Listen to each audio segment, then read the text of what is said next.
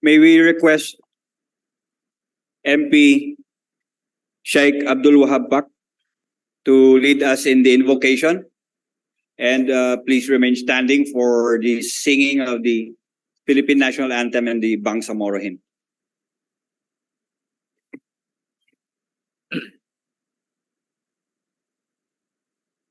أعوذ بالله من الشيطان الرجيم بسم الله الرحمن الرحيم اللهم صل Recording in وسلم progress. وعلى آله وصحبه أجمعين ربنا ظلمنا أنفسنا وإن لم تغفر لنا وترحمنا لنكون من خاسرين ربنا إننا سمعنا مناديا ينادي للإيمان أن آمنوا بربكم فآمنا ربنا فاغفر لنا فإنك أنت الغفور الرحيم وارحمنا فإنك أرحم الراحمين اللهم لا تدع لنا ذنبا في هذا المقام إلا غفرته ولا مريدا إلا شفيته ولا حاجة من حوائجنا في هذه الحياة ولا هما ولا غما إلا فرجته اللهم إنا نسألك من كل خير ما سألك منه نبيك وحبيبك محمد صلى الله عليه وسلم ونستغفرك ونعوذ بك من شرور أنفسنا ومن سيئات أعمالنا ربنا افرغ علينا صبرا وثبت أقدامنا وانصرنا على القوم الكافرين والحمد لله رب العالمين. Mga kababayan, ang pambansang awit ng Pilipinas. Kayang magiliw, dalas ng sinangalan, alam ng puso, sa dikit mo'y buhay. Lupang hinirang, kuya ka ng magiting, sa manlulupin, di ka pasisigil, sa nagatang tutok sa simulan. Anit mong pangaw, ay hinatang tulad, awit sa pagkayang minamahal. Ang isang ng matawad mo'y tagumpay na nagiging. Ang bituin at araw niya kailan, ang ay di magdidinig. Lumang ang araw ng walang pagsinta, buhay langit sa piling mo. Aming ligaya na pagkay manamit, ang mamatay ng dahil sa'yo.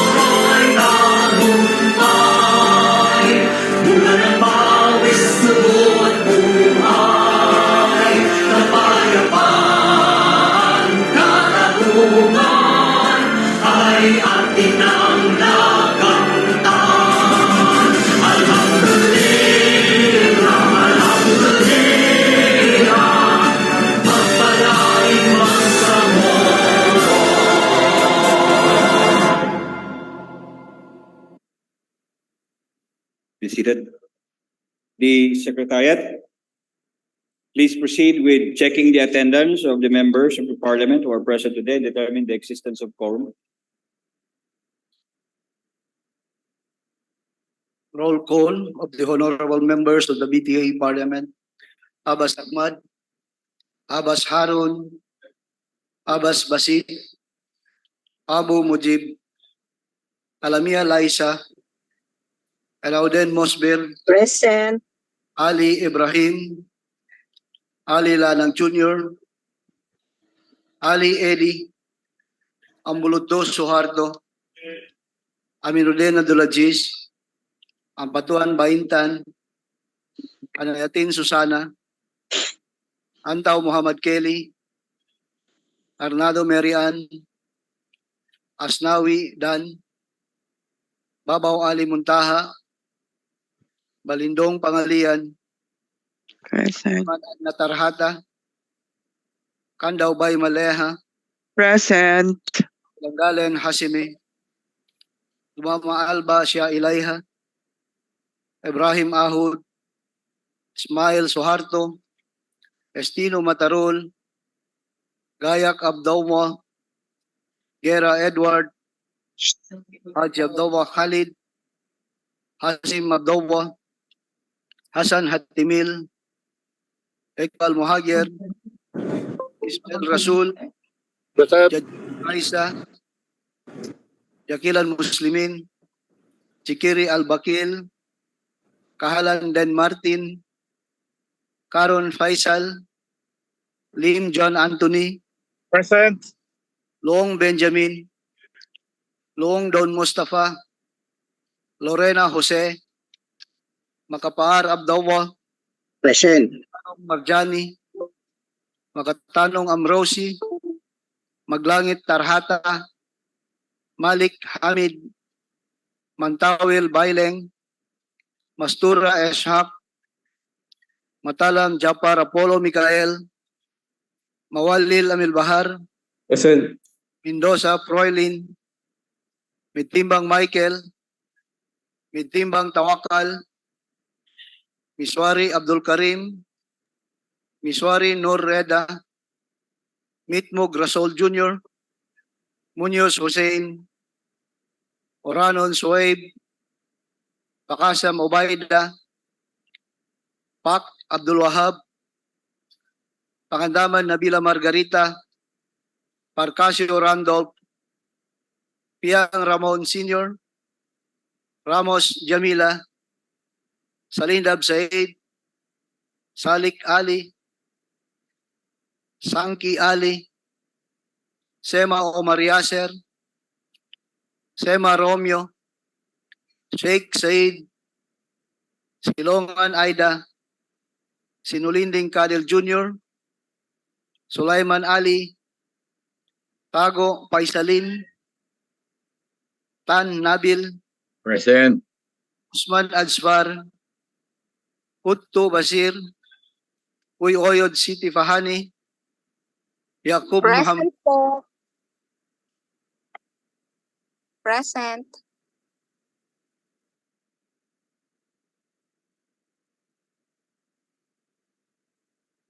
Bismillahirrahmanirrahim. Assalamualaikum warahmatullahi wabarakatuh. Mr. Speaker, with 37 members of the Parliament physically responded to the call, and we have 11 responded via Zoom. We therefore have a total of 48 members of the Parliament present in today's session. Mr. Speaker, we further certify the presence of quorum. With 48 members physically and virtually present, and with the certification of the Secretary General as to the existence of quorum, we will proceed with today's business. Floor Leader. Bismillahirrahmanirrahim. Assalamualaikum warahmatullahi wabarakatuh. Magandang hapon po to the Honorable Speaker, Attorney Panglian Balindong, the Presiding Officer, Deputy Speaker, Attorney Omar Yasser Sema, Deputy Speakers who are also around, members of the Parliament, our staff, Secretariat, and guests who are in the gallery. Assalamualaikum po ulit. Mr. Speaker, I move that we amend the order of business for today to include proposed resolution number 415 entitled resolution inviting the officials of Civil Aviation Authority of the Philippines or CAAP, Department of Public Works and Highways, DPWH Region 12, Ministry of Transportation and Communication, Bangsamoro Airport Authority, MOTC, BAA, and airport managers of Philippine Airlines, PAL, and Cebu Pacific, Cebu PAC, to shed light on the status of the rehabilitation of the Awang Airport in Bangsamoro Autonomous Region in aid of legislation, Mr. Speaker. The author is MP Bayintan Ampatuan, Mr. Speaker. Maybe we can ask the secretary to please rectify. But just the same, Mr. Speaker, I move that we amend the order of business to include proposed resolution number 415. There is a motion to amend the order of business, today's order of business. It has been seconded. I am hearing no objection. The motion to amend the order of business is approved. Mr. Speaker, I move that we dispense with the reading of Journal number 15 of July 27, 2023 session. There is a motion to dispense with the reading of the journal of the previous session on July 15, 2023. Journal 15 of July 27, 2023. It has been seconded. I'm hearing no objection again. The motion is approved. I move to approve Journal number 15 of July 27, 2023 session, subject to style, Mr. Speaker. There is a further motion to approve the journal of the journal of July 27, 2023. Any second? It's been seconded. The motion is approved. Bills on first reading, Mr. Speaker. We have 5 for today. May we request the Secretary General or Secretariat to please read the title, the number, the titles, the authors and co-authors, Mr. Speaker. The Secretariat is directed to read all bills on first reading, including the name of the authors and co-authors. BTA Parliament Bill number 241 entitled A Bill Providing for the Cultural Sensitivity Etiquette to and for Muslims in Bangsamoro Autonomous Region in Muslim Mindanao. Author, Member of the Parliament, Romeo Sema. Co-authors, Members of Parliament, Ali Muntaha Babaw, Muslimin Jakilan, Albakil Jikiri, Faisal Karon, Tarhata Maglangit, Hamid Malik, Abdul Karim Miswari, Nur Reda Miswari, Azfar Usman, Suharto Ambuludto, Susana Nayatin, Matarol Istino, Abdawa Gayak, Hatimil Hasan, Den Martin Kahalan, Eshok Mastura, Amil Bahar Mawalil, Proylin Mendoza, Rasol Mitmug Jr., Nabila Margarita Pangandaman, Randolph Parcasio, Ramon Piang Sr., Ali Sangki, Basir Utu, Abdul Wahab Pak, Jose Lorena, Ibrahim Ali, and Abdawa Hasim. BTA Parliament Bill number 242 entitled An Act Creating and Establishing the Bangsamoro Climate Change Commission, defining its powers and functions, appropriating funds therefore and for other purposes. Author, Member of the Parliament, Marjani Makasalong. Co-authors, Members of Parliament, Basit Abbas, Abdul Wahab Pak, Ali Muntaha Babaw, Tawakal Mitimbang, Susana Nayatin, Proyle Mendoza, Bay Maleha Kandaw, Abdul Karim Miswari, Nur Reda Miswari, Shah Ilaiha Dumama Alba, Nabila Margarita Pangandaman, Albakil Jikiri, Den Martin Kahalan, and Romeo Sema. BTA Parliament Bill number 243 entitled An Act Authorizing and Promoting Public-Private Partnerships, PPP, in the Bangsamoro Autonomous Region in Muslim Mindanao, BARM, establishing the requirements, standards, and procedure therefore, and for other purposes. Author, Member of the Parliament, Japar Apollo Mikhail Matalam. Co-authors, Members of the Parliament, Dan Aslawi, Abdul Karim Miswari, Michael Mitimbang, Eddie Ali, Nurreda Miswari, Hatimil Hasan, Baintan Ampatuan, Albakir Jikiri, Basir Utu, Tawakal Mitimbang, Rasul Ismail, Faisal Karon, and Den Martin Kahalan. BTA Parliament Bill number 244 entitled An Act Requiring the Mandatory Planting and Growing of Fruit-Bearing Trees for poor peace beneficiaries in the Bangsamoro region and providing funds therefore. Authors, members of the Parliament, Abdulaziz Aminuddin, Amrosi Makatanong, and Michael Mitimbang. Co-authors, members of the Parliament, Said Sheikh, Ali Sulaiman, Harun Abbas, Abdul Wahab Pak, Abdawa Makapar, Susana Nayatin, Muhammad Kelly Antaw, Tawakal Mitimbang, Ali Muntaha Babaw, Mosber Alaudin, Dan Asnawi, Tarhata Maglangit, and Khalid Haji Abdawa. BTA Parliament Bill number 245 entitled An Act Establishing a Program to Help Children Diagnosed with Autism Spectrum Disorder, ASD, in the Bangsamoro Autonomous Region in Muslim Mindanao, appropriating funds therefore and for other purposes. Author, Member of the Parliament, Baintan Ampatuan. Co-authors, Members of the Parliament, Laisa Alamia, Amil Bahar Mawalil, Suharto Ambuludto, Don Mustafa Loong, Rasul Mitmug Jr., Rasul Ismail, Tawakal Mitimbang, Japar Apollo Mikael Matalam, Michael Mitimbang, Siti Fahani Uwi Oyod, and Basir Utto.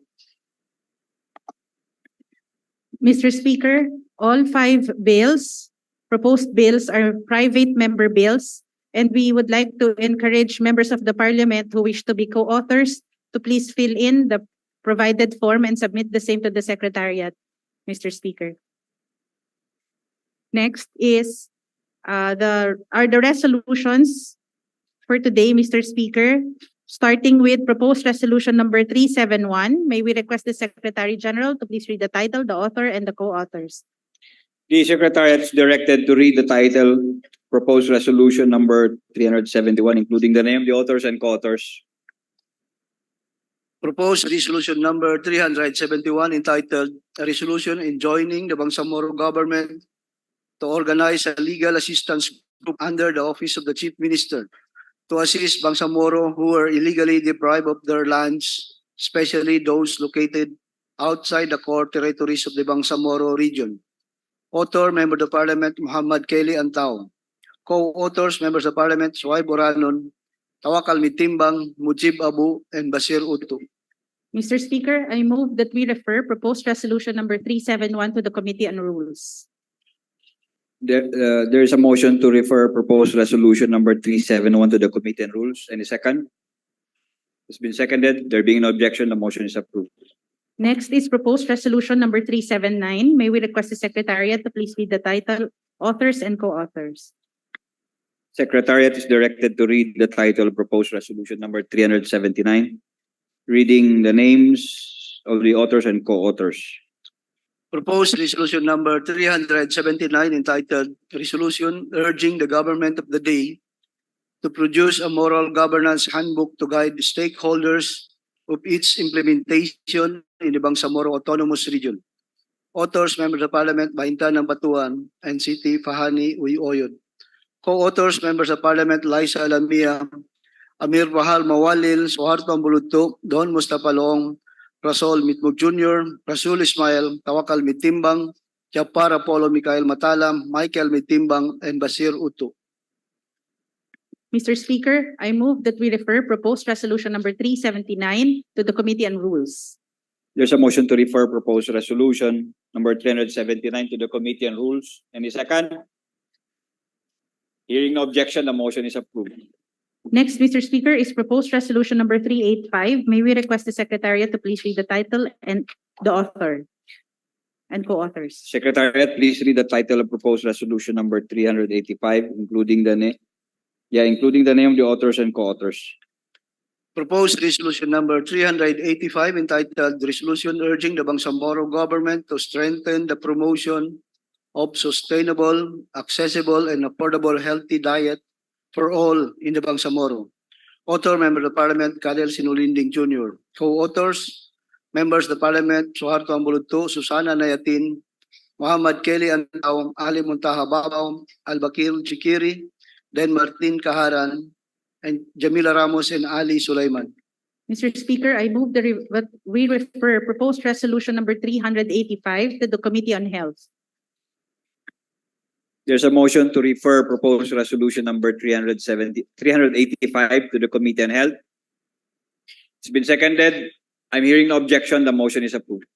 Next, Mr. Speaker, is proposed resolution number 396. May we request the Secretariat to please read the title and the author, The Secretariat is directed to read the title. author and co-authors. They read the title of the next proposed resolution, including the name of the authors and co-authors.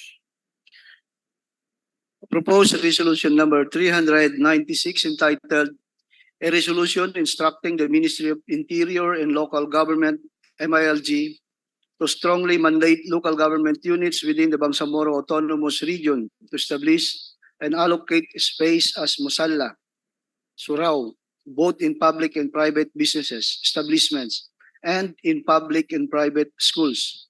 Author, Member of the Parliament, Muhammad Yaqub. Co-authors, Members of the Parliament, Yes, Mr. Speaker, 1 minute suspension, Mr. Speaker. 1 minute suspension.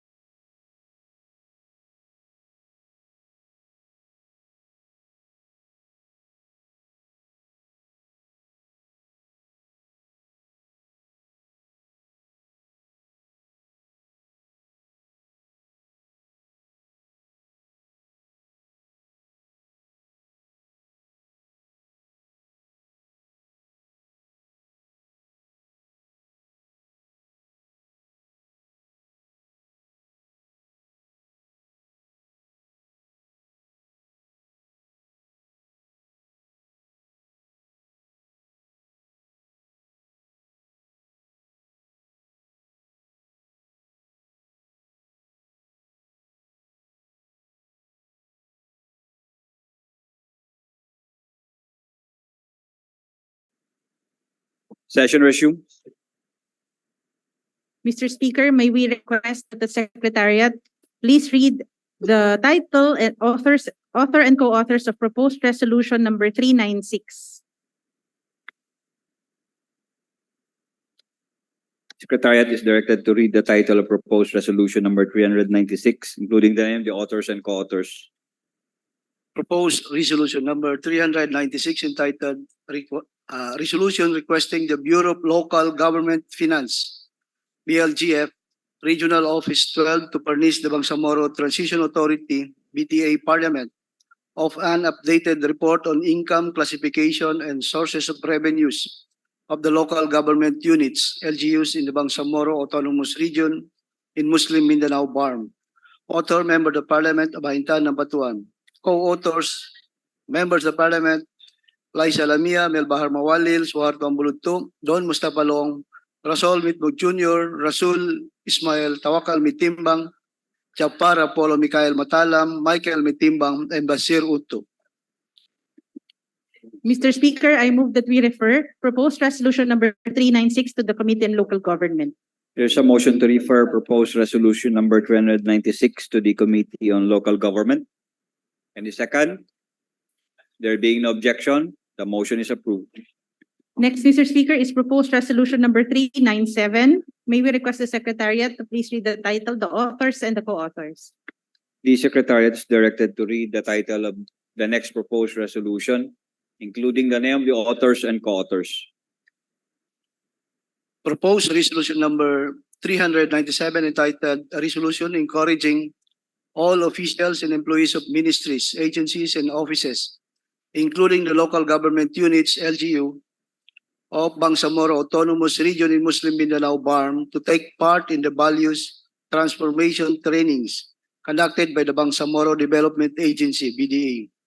Authors, Members of Parliament, Tawakal Mitimbang, Muhammad Kelly Antao, Basir Utu, Mujib Abu, Mosber Alaudin, Suhay Buranon, Aida Silungan, Shah Ilaiha Dumama Alba, Soharto Ismail, Eddie Ali, Ramon Piang Sr., Said Sheikh, Amrosi Makatanong, Bailay Mantawil, Abdul Wahab Pak, Marjani Makasalong, Basit Abbas, Rasul Ismail, Japar Apollo Mikael Matalam, Khalil Sinulindig Jr., and Hashim Edi Langgalan. Co-authors, Members of Parliament, Romeo Sema and Noreda Miswari. Mr. Speaker, I move that we treat proposed resolution 397 as a simple resolution.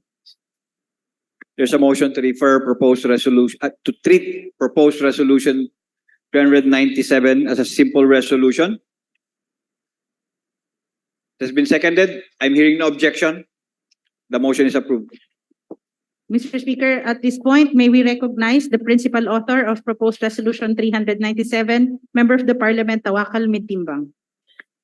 The gentleman from Gindulungan, Maguindanao del Sur is recognized. A'udhu billahi minash shaitanir rajim. Bismillahirrahmanirrahim. Alhamdulillahi wa bihi nasta'in. Assalamualaikum warahmatullahi ta'ala wabarakatuh. My courtesy and respect to our Amir Mujahideen, the Chief Minister of the Bangsamoro Transition Authority, Al-Haj Murad Ibrahim, to our Speaker of the Parliament, Honorable Pangalian Balindong, to the presiding Speaker, Deputy Speaker, Attorney Omar Sema, Deputy Speaker, our floor leader, Attorney Eliza Dumama Alba, my fellow colleagues of this Parliament. Again, Assalamu alaikum warahmatullahi ta'ala wabarakatuh. The Bangsamoro Development Academy, known for its expertise in capacity building and leadership development, offers comprehensive and tailored programs that address the specific needs of individuals and organizations. These trainings are designed to empower participants with the necessary knowledge and skills to navigate complex challenges, promote inclusivity, and foster a culture of excellence. By participating in values transformation trainings, Mr. Speaker, officials and employees can contribute to the overall development and progress of the Bangsamoro region. These trainings not only enhance individual capabilities, but also promote a collective sense of responsibility and commitment towards betterment of our society. Furthermore, Mr. Speaker, values transformation trainings can have a ripple effect, possibly influencing the entire organization when officials and employees embody and practice ethical values. It set a strong example for others to follow. This in turn creates a harmonious and productive work environment where trust, respect, and collaboration thrive.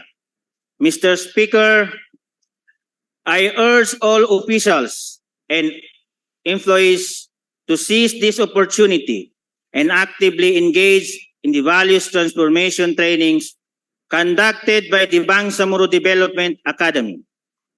Embrace the chance to enhance your personal and professional growth and contribute to the overall development of the Bangsamoro region. Mr. Speaker, remember, continuous learning and self-improvement are essential for success. By investing in your own development, you'll not only benefit yourself, but also contribute to the progress of the organization and the community as a whole. Once again, Mr. Speaker, thank you for your attention, and I encourage you to take advantage of the resources provided by the Bangsamoro Development Academy. Together, let us strive for excellence and create a brighter future for all. Shukran, wabillahi taufiq wal hidayah. Wassalamualaikum warahmatullahi ta'ala wabarakatuh. Mr. Speaker, I now move to open the period of interpellation and debate. Hearing no objection, the motion is approved. Mr. Speaker, may we recognize Member of the Parliament Abdullah Hashim as the first interpellator, to be followed by MP by Patuan. The gentleman from Pagalungan, Maguindanao del Sur is recognized. Thank you, Mr. Speaker. Unang-una po, Mr. Speaker, I support the intention of this resolution. Meron lang po akong clarification sa sponsor for the improvement na rin ng ating resolution and also for clarity. If ang sponsor po ay mag-oblige na ng mga tanong. Thank you. So, I want to clarify po, ano po ang minimin natin when we say BDA? Can you please clarify?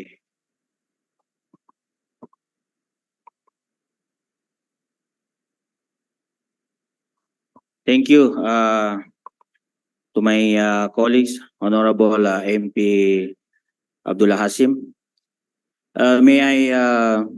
May you repeat your question? Ano po yung ibig sabihin natin ng BDA? BDA. Yes, BDA, isa po itong agency.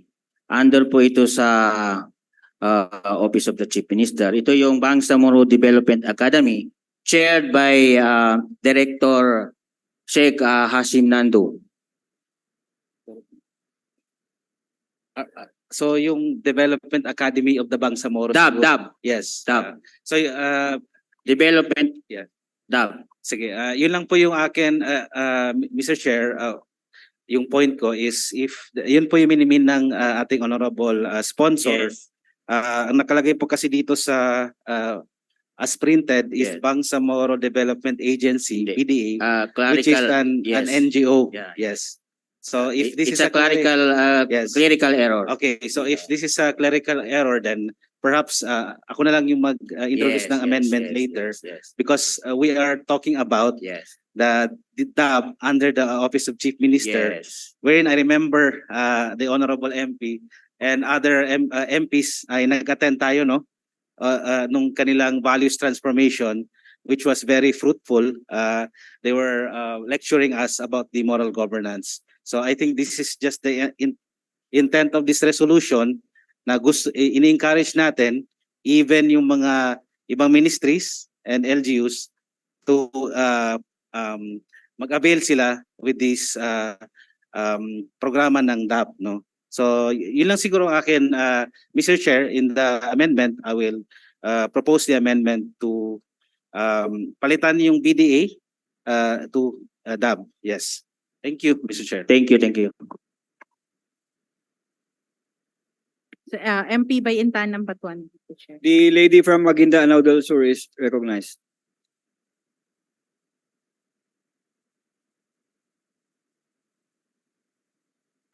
Bismillahirrahmanirrahim. Assalamualaikum warahmatullahi ta'ala wabarakatuh. Thank you, Mr. Speaker and Floor Leader. Um,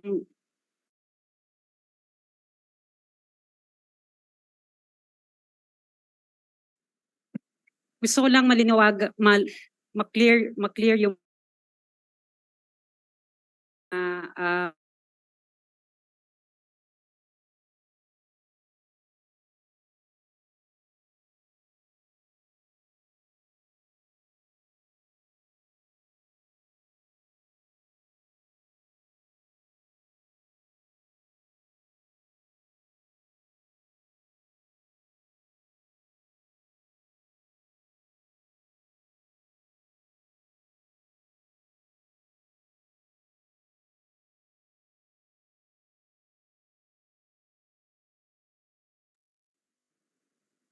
My colleague MP Baintan Patuan. As far as I know, Madam MP, the DAB offered this program to all, especially to all line agencies of the Bangsamoro government, especially especially us, if we kung tayo ay gusto natin magkaroon ng ganitong training, yung values transformation training. As far as I know, Madam Chair, Madam MP, yung sa DAB po, ito po yung kanilang ino-offer. Doon po sa ibang NGO, which is ganito rin po yung ino-offer nila. I think, Madam Chair, there is a similarities to the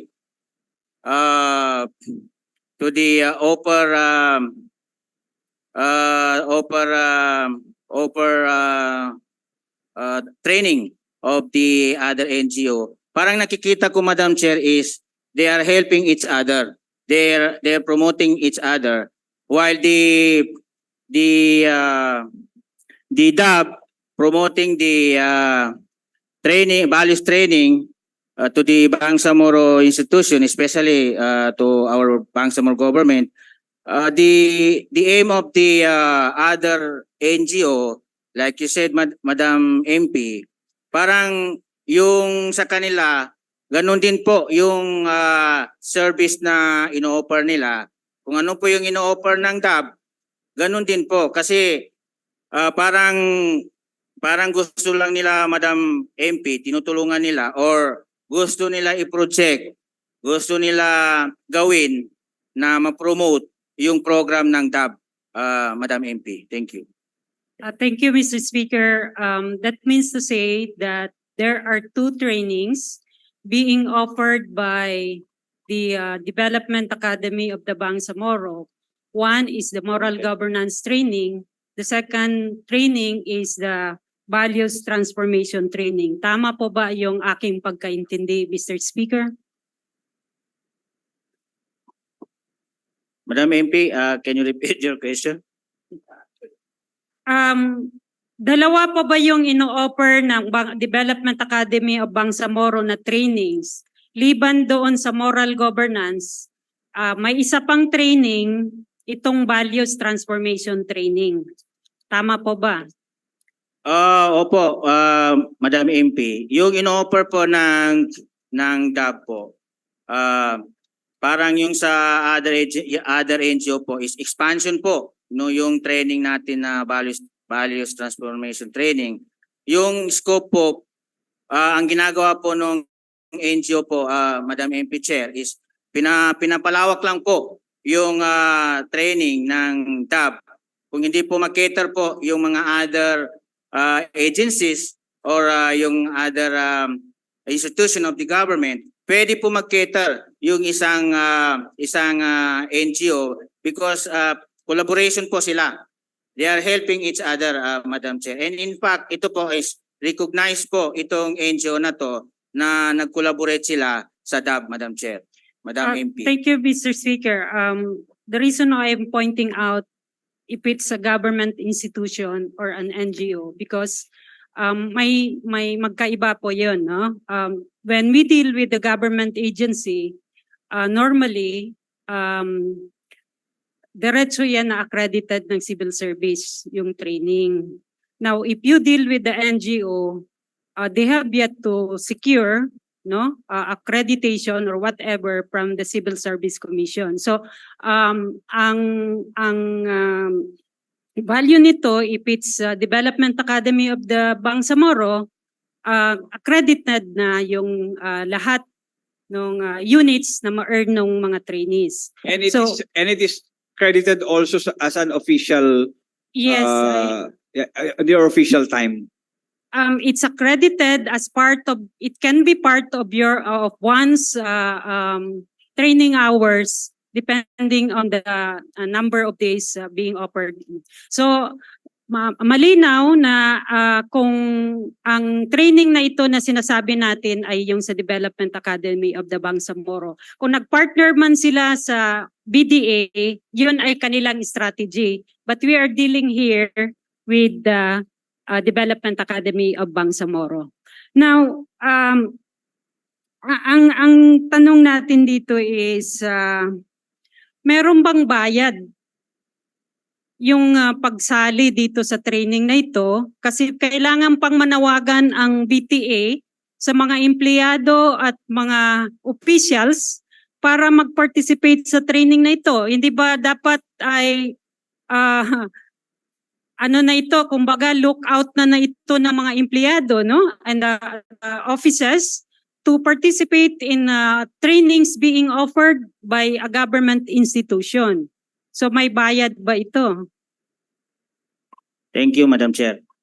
As far as I know, Madam Chair, during our values transformation training, Madam Chair, sponsored by the Office of the SecGen, Madam Chair, I think meron, Madam Chair, pero kung magkano hindi namin alam, Madam Chair. Pero kasi po, ang DAP po, Madam MP, is sila po yung expert lecturer, Mr. Speaker. Sila yung lecturer, which is yung NGO na gustong mag-facilitate, sila po yung gumagawa ng paraan kasi ang nag-cater po is the DAP po because they are the expert sa pag-cater po ng yung values transformation training, Madam Chair, Madam MP. Kaya po, Mr. Speaker, doon po sa tanong ni MP Bainta ng Patuan, Mr. Speaker, doon po sa bayad meron po yan. Pero ang pagkakalam ko, kung sino lang po ang gusto, let us say in my office, gusto ko yung mga staff ko magkaroon ng values transformation training, mag-set po ako ng appointment sa DAB para mag-cater po yung office ko para po doon sa training na gusto kong gawin sa mga staff ko. 1 minute suspension.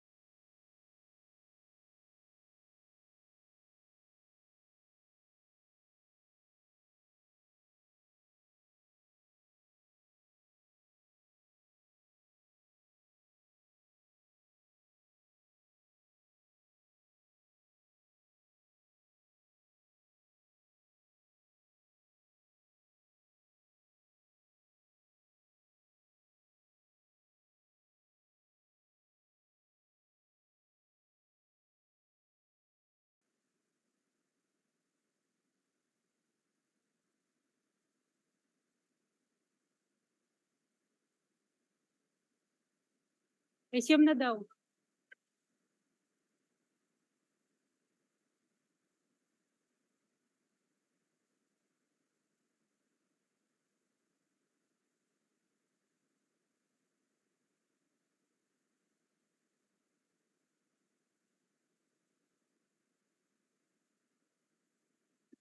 Mr. Speaker, we are in the period of interpellation with MP Ampatuan.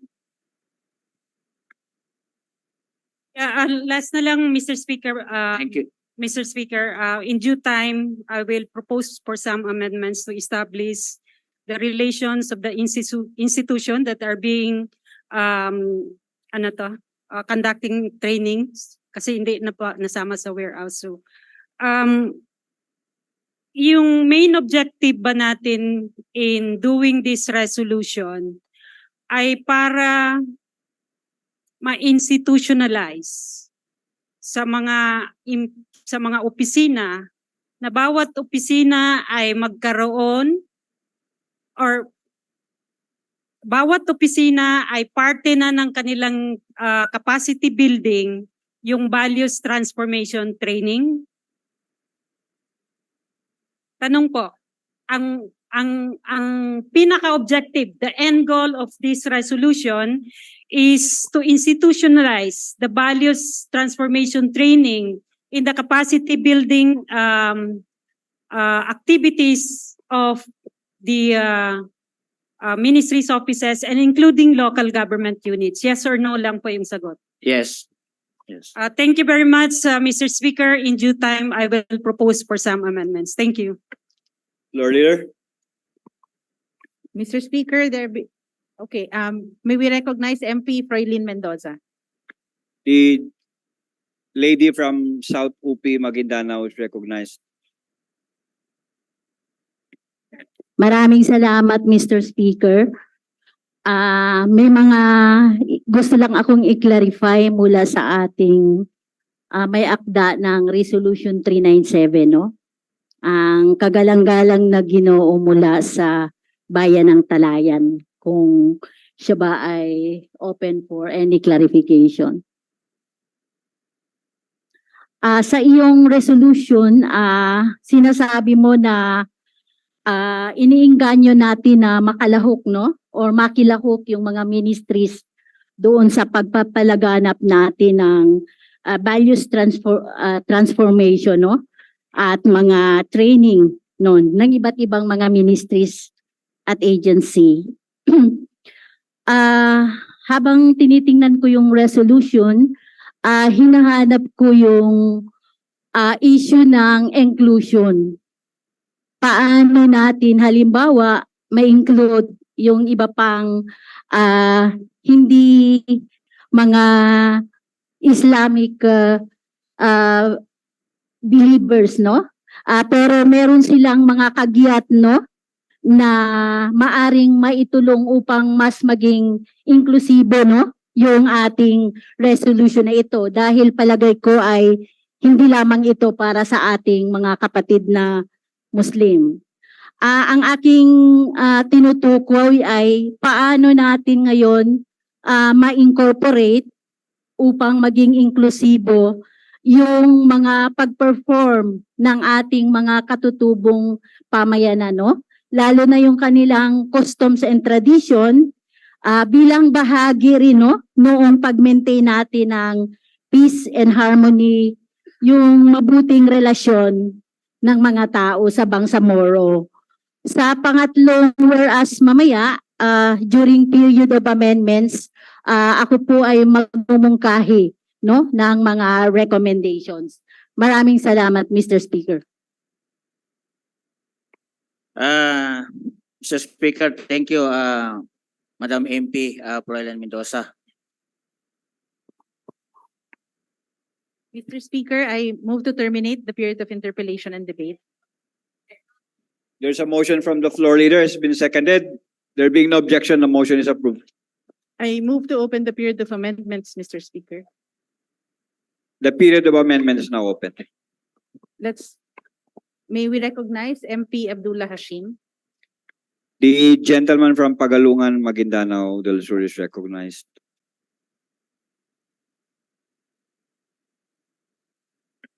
Thank you, Mr. Speaker. So, since the main author has clarified that the agency na mentioned niya, which is under BARM, is the Development Academy of the Bangsamoro. My amendment, Mr. Speaker, is to remove all the mention of Bangsamoro Development Agency, BDA, which is a non-government organization, and instead replace it with Development Academy of the Bangsamoro, DAB, including all of the mentions of the agency and its acronym in the whole resolution. So that is my amendment, Mr. Chair, because from what I understand, ang gustong mangyari ng resolution na ito is to encourage all of us, including the ministries, agencies, and even in the LGUs, to avail with the tinuturo nitong DAB in regards to the moral governance. An example of which is may program ang ating SecGen, which funded by us through the appropriated by us, and then they tap DAB to have a lecture sa members of parliament, which some of us have attended, about the moral governance. Thank you, Mr. Speaker. Accepted. Take note, Secretariat, that the proponent has accepted the proposed amendment. Thank you, Mr. Speaker. Next, to introduce amendments, MP by Intan Ampatuan. The lady from Maguindanao del Sur is recognized.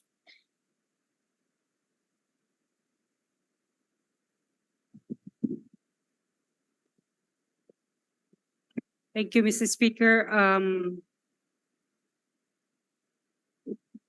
Tanggalin na lang din yung conducted by.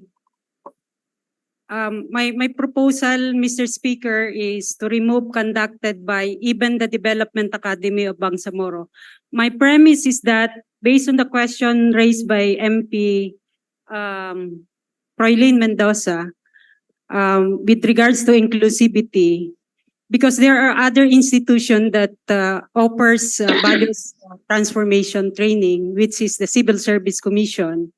So in the whereas, we insert two whereas after the second whereas. Whereas the Civil Service Commission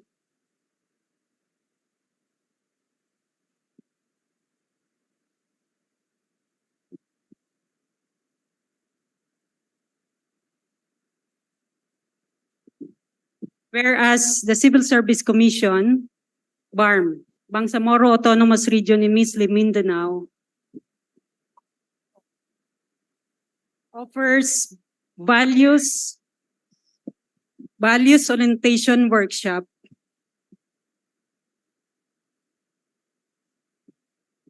for officials and employees, for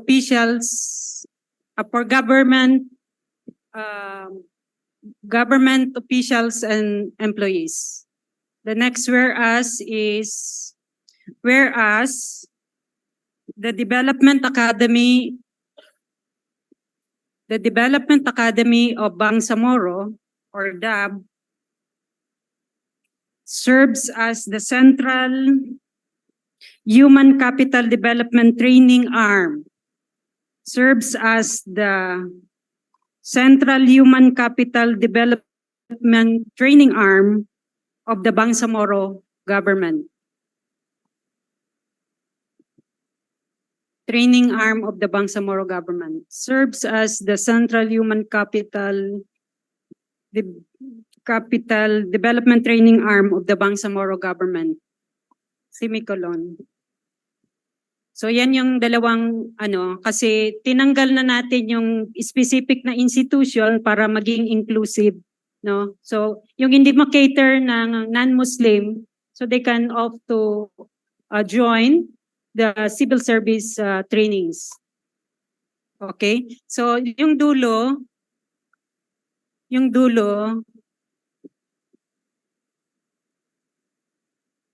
baka kailangan ng isang whereas doon sa content ng CSC.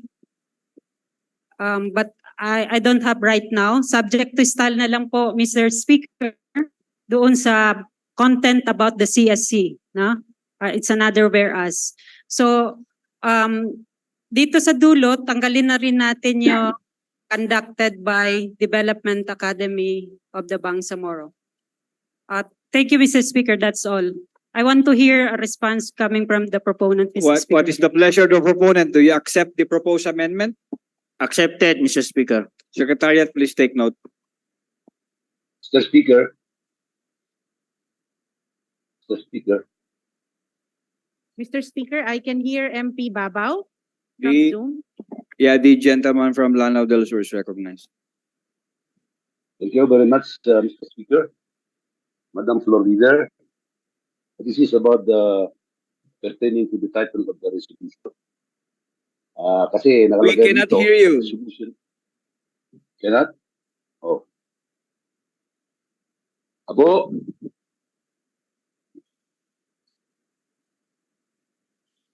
Hello? Abo!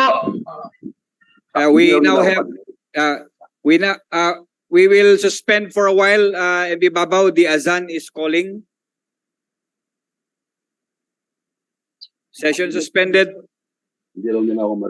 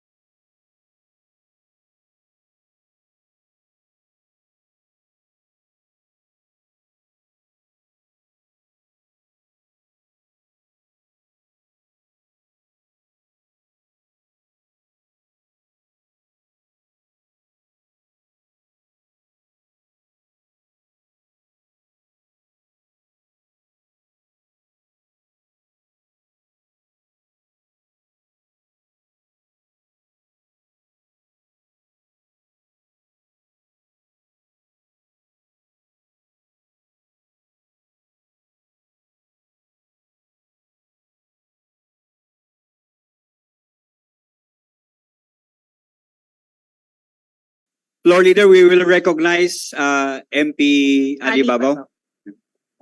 Yes, thank you very much, Mr. Speaker. The gentleman from Lanao del Sur is recognized.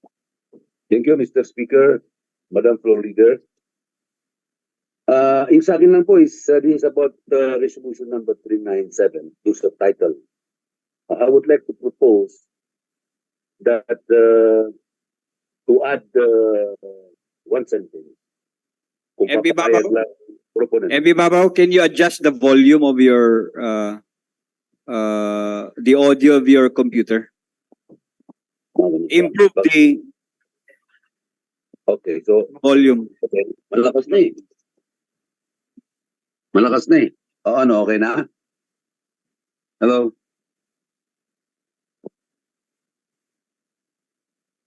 Okay na? Hello? Mr. Speaker? Wala.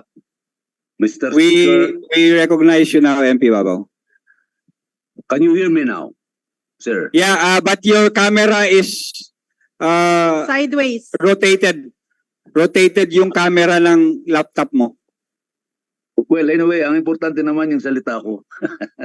Naka-rotate yung camera ng laptop mo. Oo. Upside down yung camera ng laptop mo. Nakarotate ko Hindi siya ba? marunong mag-adjust yan. Hindi ako marunong mag-adjust kasi Sabi yung na nga technician ko kayo, dito, isa pang ano, magaling. Sige na, magsalita na. You can now proceed, MP Babaw. Now, Yan, okay na. this is about the title of the resolution. If the proponent will agree, I would like to propose not an amendment, but just add something na to make it clear that this measure is for our employees who will go undergo training. So ang proposal ko, Mr. Speaker, Madam Floor Leader, is that like this. This is ito yung aking gustong idagdag. A resolution encouraging the Chief Minister because he is the head of the government. And number two, no, I think no one will be allowed to leave for a training without his approval, even if it is recommended by the ministry concerned.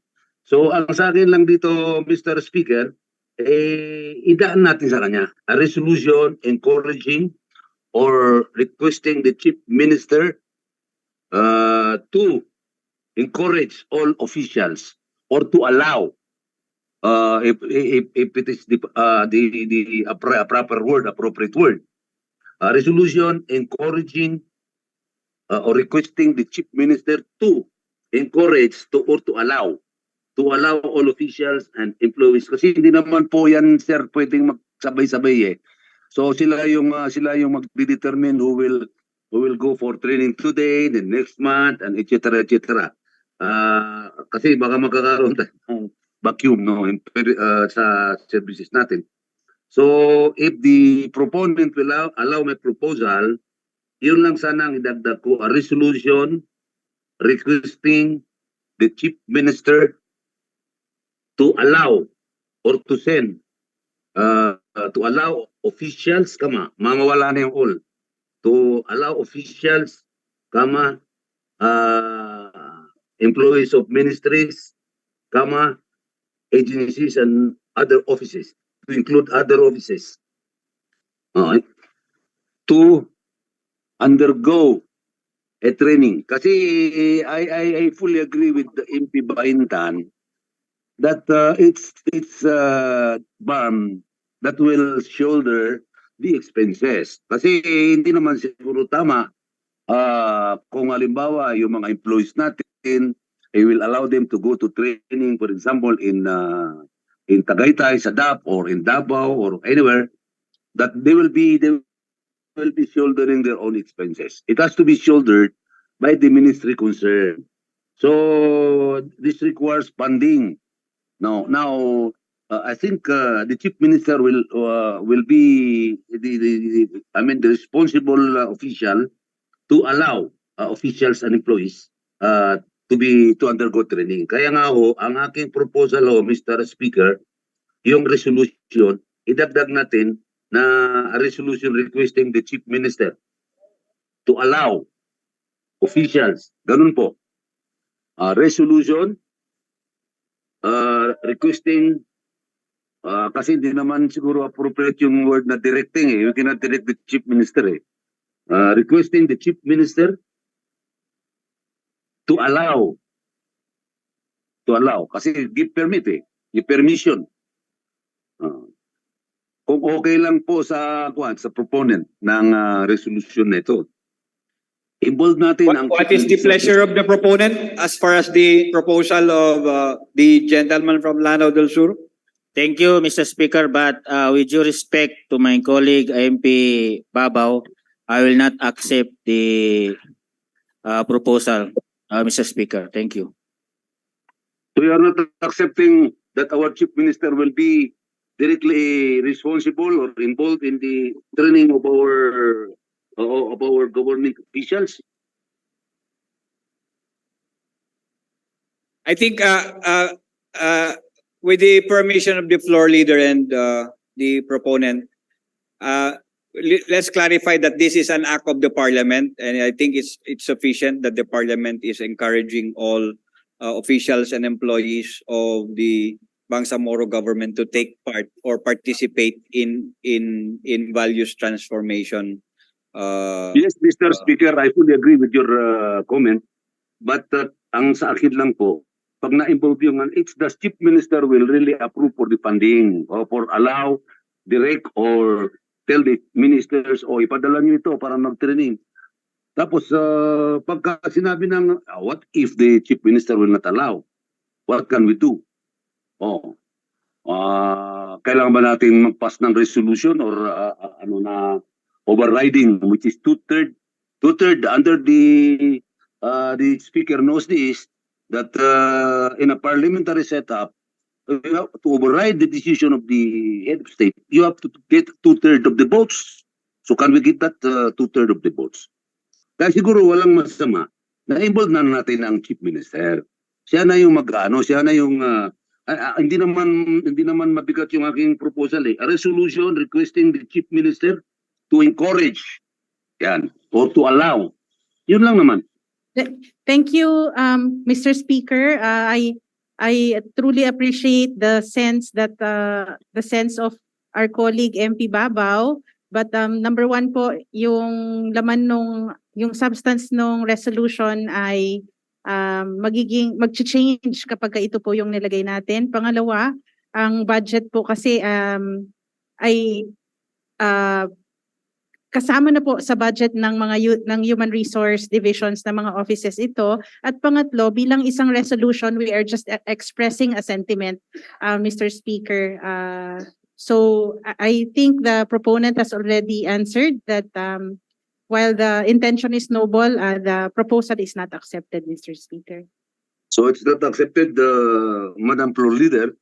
So ibig sabihin nito, hindi na talaga natin i-involve ang Chief Minister sa undertaking na ito?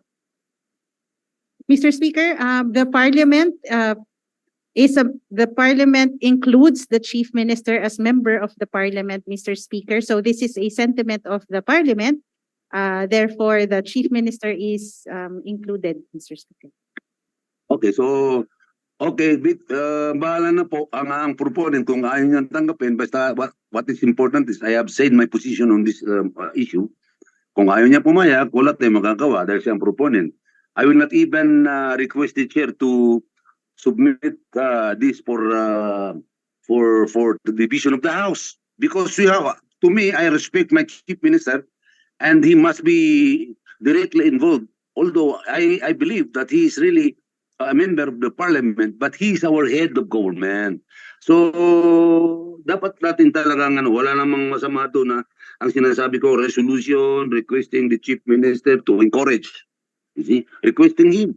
Because everybody in this government is, except the Parliament, Mr. Speaker, everyone in the government except the Parliament is under his watch. So kailangan with due respect to him, kailangan i-involve natin siya kung po pwede. Kung halimbawa ayaw naman ni MP Mitimbang, ay wala akong magagawa dyan. I will not even request the chair to divide the house for this. Involving the chief minister is a noble proposal, Mr. Speaker. Thank you very much. Thank you, Mr. Speaker. The next to introduce amendment.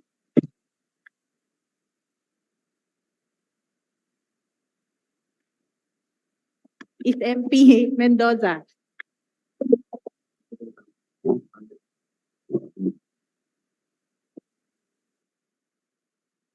Mr. Speaker, there is also a proposal to amend doon lang po sa title at saka sa dulo. Baka pagalitan tayo ni Deputy Speaker na Biltan dahil title tayo agad. Yung kanina minention nyo din, Mr. Speaker, yung instead of take part ay participate. Yes. Speaker. Nakikinig pa naman ako. if the proponent accepts, Mr. Speaker, instead of take part ay gawin po siyang participate. Accept, Mr. Speaker.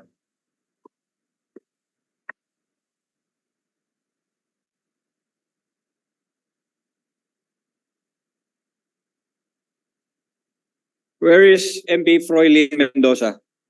Otherwise, she waives her right to make an amendment. Mr. Speaker, in her behalf, I think she submitted a proposed amendment. Nandito po, naka-orange, customs and traditions as part of maintaining peace, harmony, and good relationship. So it will read, pwede po, whereas the training encompasses a range of topics, including but not limited to values transformation and personal values clarification, concept of Islamic values and development in moral governance, faith and its articles, the role of faith, the Islamic ibadat, the role of ibadat in developing Islamic values, applying Islamic values in moral governance, and customs and traditions as part of maintaining peace, harmony, and good relationship. May I clarify? Because there are customs and traditions which we can consider as contradictory to each other's beliefs. Do we take that into consideration as being read into this resolution? Mr. Speaker, I think the sense here is not to limit it to Islamic values. Thus, may I counter-propose, Mr. Speaker, if the proponent will allow, that we make a separate whereas clause so that it is differentiated from the training that is being referred to in this whereas clause. I think I will agree with that as long as it is clarified that we are not talking here of customs and traditions that have already been outlawed by Islam. Yes, Mr. Speaker. So, Ma'am MP Froy.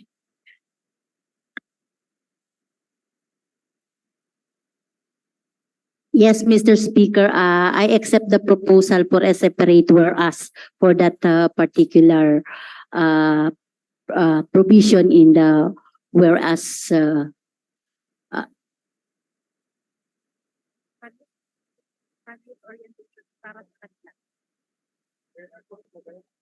Accepted, Mr. Speaker. Yes, this is to clarify, Mr. Speaker, that we want to differentiate kung ano yung customs and traditions that MP Mendoza would like to be encapsulated in a different whereas clause dun sa Islamic na separate na whereas clause. Is that correct, MP? Yes.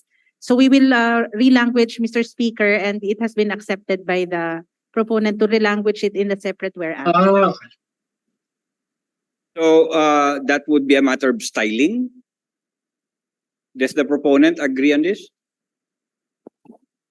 Secretariat, take note, the proponent of the new whereas agrees that it would be a matter of styling. I suggest, Mr. Speaker, Yes, Deputy Speaker Tan, you're recognized. I suggest that it be crafted now. Give it a few minutes break and then reflect that now in the resolution. Okay, 1 minute suspension. i-draft na.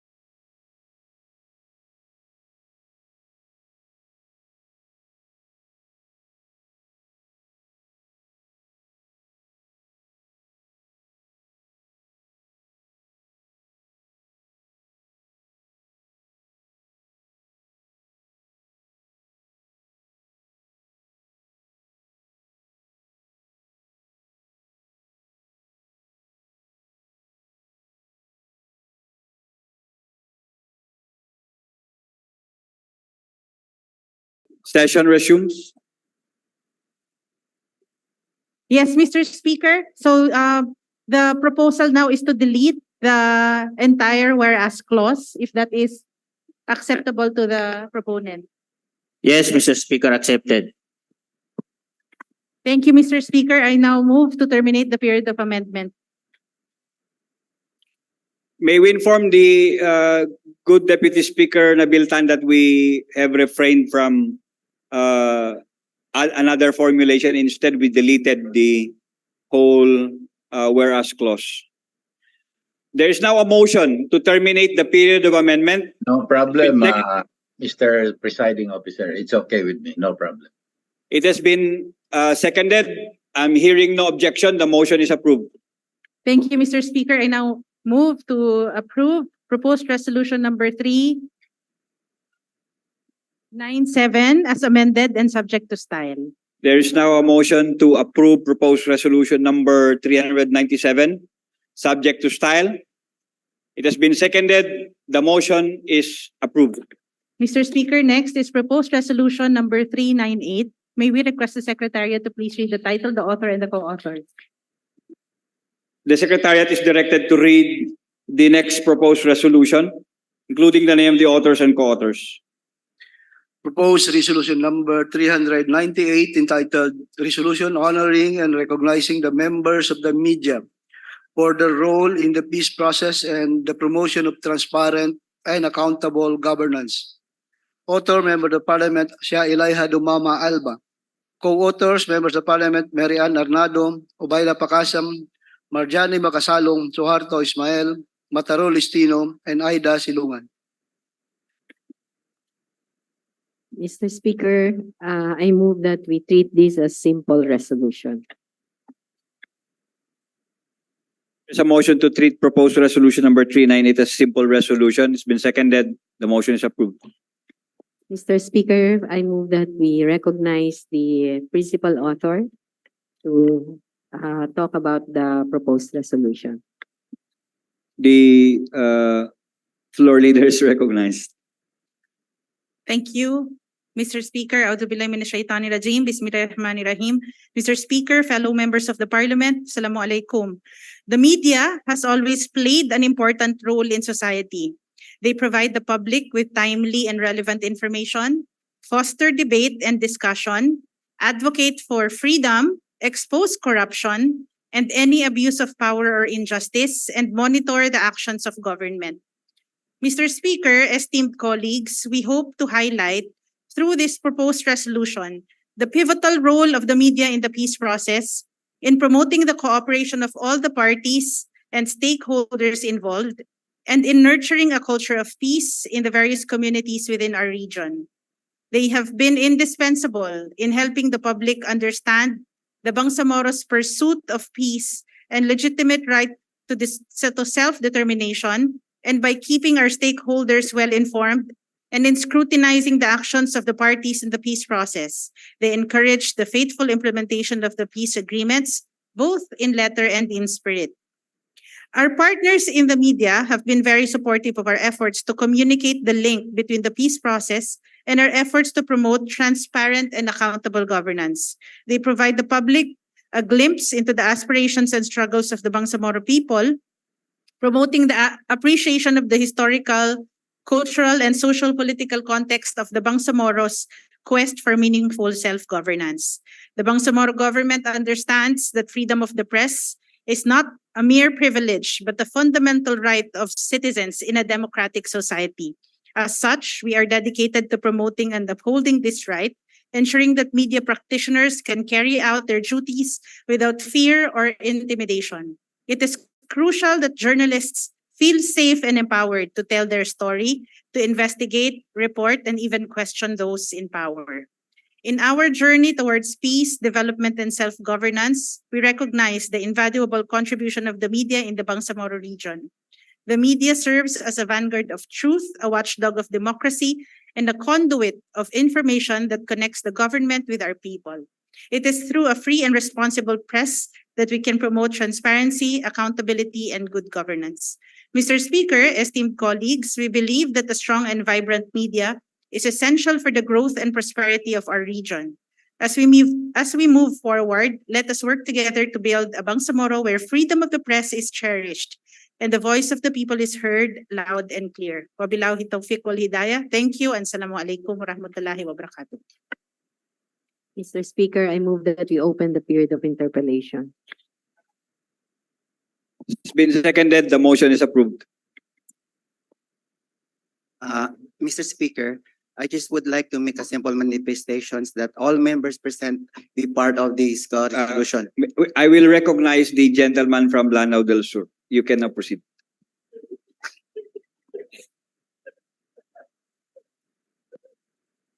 Yes, Mr. Speaker, again, I would like to make a simple manifestations that all members present be part of this resolution. Very much welcome, Mr. Speaker. Secretariat, take note. Mr. Speaker, I move that we recognize MP Baintan ng Patuan. The lady from Maguindanao is recognized. Followed by the gentleman from Tawi-Tawi. Thank you, Mr. Speaker. Isa lang po yung katanungan ko. When we say media, ano po ang ibig sabihin natin?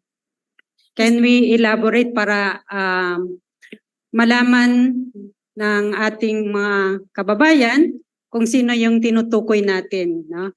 Mas malinaw, mas maigi. Thank you very much, Mr. Speaker. Thank you, Mr. Speaker. When we speak of the media, it includes print media, broadcast media, digital media, news media, entertainment media, and traditional media, Mr. Speaker.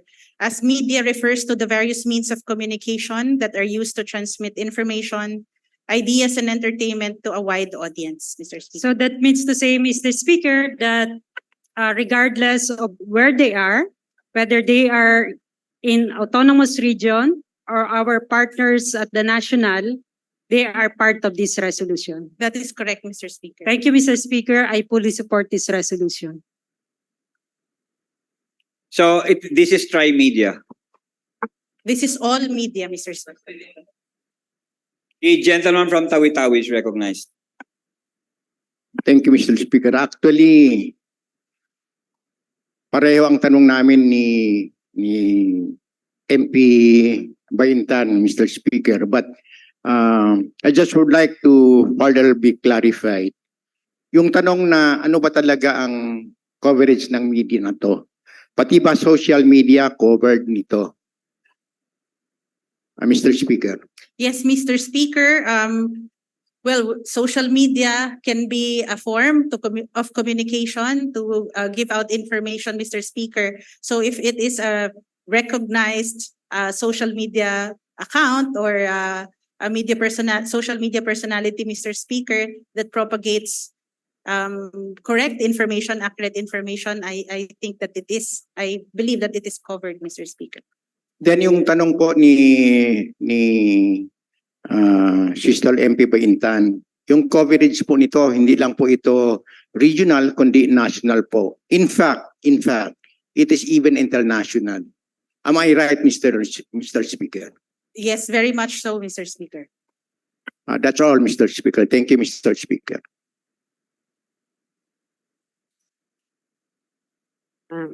Mr. Speaker, I move that we recognize MP Jamila Ramos. The lady from Lanao del Sur and North Cotabato is recognized. Thank you, Mr. Speaker. And also Maguindanao, Mr. Speaker. And Maguindanao. Thank you, Mr. Speaker. And geographic This is area. actually a manifestation of support to the proposed resolution. Bago pa man din manawagan si MP Kyle na maging authors tayo lahat kasama sa resolution, gusto ko pong bigyan diin din yung kahalagahan na papel na ginagampanan ng ating media. Bukod sa ito ay naghahatid ng impormasyon sa ating publiko tungkol sa mga napagtagumpayan at yung mga kaganapan dito sa Bangsamoro Region, critical din yung role nila sa pag-shape ng public awareness at public opinion. At ito ay very critical sa sama-sama nating pagtahak tungo sa pagkamit natin ng kapayapaan sa Bangsamoro. So with that, gusto kong pasalamatan ng ating proponent for this resolution. And again, I want to be associated with this proposed resolution. Thank you, Mr. Speaker. Mr. Speaker, I move that we recognize MP Jaafar Mikhail Matalang. The gentleman from SGA is recognized. Jumbo, yes. Thank you, Mr. Speaker. From Pagalungan also, Mr. Speaker. Yes, and from Pagalungan, Maguindanao. Mr. Speaker, I'm fully supporting the resolution, honoring and recognizing the members of the media for their role in the peace process. Mr. Speaker, we'll just like to ask the proponent, Mr. Speaker, if papayagan po ba niyan. May isang tanong lang ako. Yes, Mr. Speaker. Mr. Speaker, what measures are proposed to officially recognize and honor the contributions of media professionals to the peace process and good governance? And how can we involve media organizations and associations in this recognition, Mr. Speaker? What measures, Mr. Speaker? I believe, Mr. Speaker, that during the there was a resolution passed by the BTA Parliament earlier in 2022, authored by MP Susana Anayatin, that read a resolution commending and expressing sincere appreciation and gratitude of the Bangsamoro government to the private sector, including the media, for providing timely disaster relief and humanitarian assistance to the people of the Bangsamoro who have suffered catastrophic damage caused by severe Tropical Storm Paeng. And there are measures in the Congress that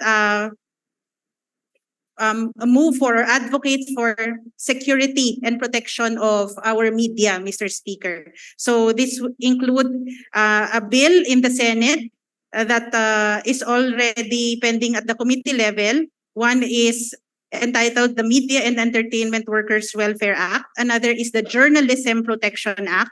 Another is the Media Arts University of the Philippines Act. Another is the News Media Workers Welfare Act. Another is the Media and Entertainment Workers Welfare Act. So towards the security and protection of our media, Mr. Speaker. Mr. Speaker, ako po yung nagagalak sa mga nabanggit ng ating floor.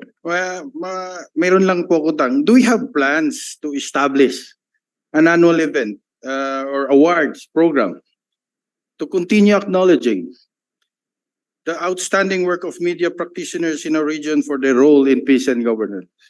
Mr. Speaker, that would be a most welcome initiative through either legislation or another resolution, Mr. Speaker. Thank you, Mr. Speaker. Floor leader, I think there are no more interpellators. You can now move to terminate the period of interpellation. Yes, Mr. Speaker, I move that we terminate the period of amendments. There is now a motion to terminate the period of interpellation and debate and to proceed with the period of amendment. It's been seconded. The motion is approved. Although, Mr. Chair, I don't think there's anyone who's interested to present any proposed amendment. So I move to terminate. For a while ago, it was asked whether or not the resolution can cover international media. Can we not emphasize that, local and international media, in the title? Yes, Mr. Speaker, we can do that. Yeah, if the proponent will agree. Yes, I have already. Secretariat, please take note to emphasize local and international media in the title and in the wherefore clause. Yeah, instead of international foreign media. It's the suggestion of the leader of the parliament. Up to sa wherefore, I think. Can we go down?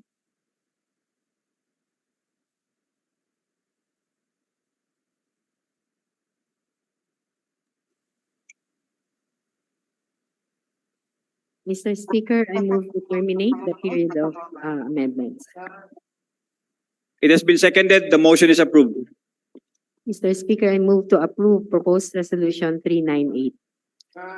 There is now a motion to approve proposed resolution number 398. It's been seconded. Hearing no objection, the motion is approved. Thank you, Mr. Speaker. Next is proposed resolution number 399. May we request the Secretariat to please read the title, the authors, and the co-authors. Secretariat, please read the title of the next proposed resolution, including the name of the authors and co-authors.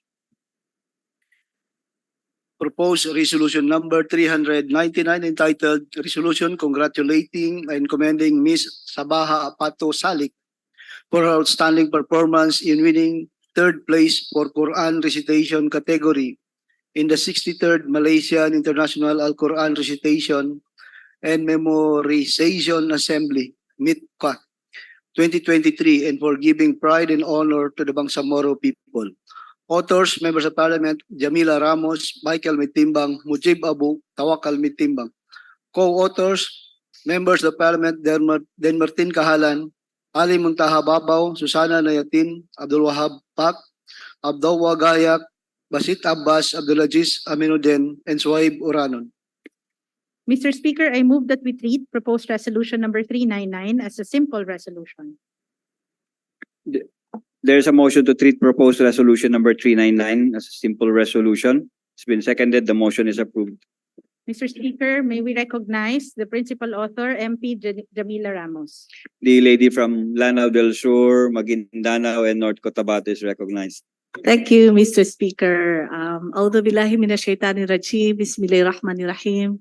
Assalamualaikum warahmatullahi ta'ala wabarakatuh. Magandang hapon po sa ating lahat, lalo na sa ating butihing Chief Minister Al-Haj Murad Ibrahim, sa ating Deputy Chief Ministers, Parliament Speaker Attorney Pangalian Balindong, ang ating floor leader, deputy speakers, deputy floor leaders, at iba pang mga opisyalis po ng BTA Parliament, gayon din ang aking mga kapwa may akda ng resolution na ito at ang ating mga taga-panood ng live session sa BTA Parliament.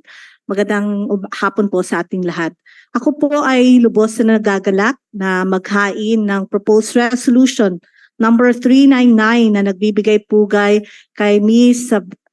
Sabaha Apato Salik para sa kanyang kamanghamanghang tagumpay ng kategoryang Quran Recitation sa nakaraang 63rd Malaysian International Al-Quran Recitation and Memorization Assembly or MTHQA noong Agosto 19 to 24, 2023. Si Ms. Salik ay isang Maguindanao na nagmula sa Barangay Tulunan, Dato Angal, Bitimbang, Maguindanao del Sur at ipinagmamalaking anak ni Nasser A. Salik at Rohamina G. Pato. Ang kanyang pagkapanalo sa ikatlong pwesto na may score na 91.5% ay isang hindi matatawarang tagumpay. Ipinapakita nito ang kanyang malalim na pananampalataya, dedikasyon at husay sa pag-aaral ng Quran. Ang kanyang tagumpay ay hindi lamang tagumpay para sa kanya, kundi nagsisilbing inspirasyon para sa mga kabataang Bangsamoro, lalo na sa ating mga kababaihan na nagnanais din na magtagumpay sa pag-aaral ng Quran. This is a deep testament to the potential of our women and youth and the heights that they can reach with faith, dedication, discipline, and a commitment to excellence. Kaya muli, Mr. Speaker, nais ko pong ibigay ang aking taus-pusong pasasalamat kay Ms. Sabaha Apato Salik para sa kanyang natatanging inspirasyon sa atin at sa karangalang ibinibigay niya sa ating rehiyong Bangsamoro at sa buong bansa. Maraming salamat, pagpalain Bangsamoro, wabillahi taufiq wal hidayah, wassalamualaikum warahmatullahi ta'ala wabarakatuh. Mr. Speaker, I move that we treat proposed resolution 399 as a simple resolution. Yeah, I think it was already approved. I move to open the period of interpellation and debate. There is a motion to open the period of interpellation debate. It's been seconded. The motion is approved. Mr. Speaker, may we recognize Deputy Speaker Faisalin Tago to be followed by MP Eddie Ali, Mr. Speaker, as the interpellators.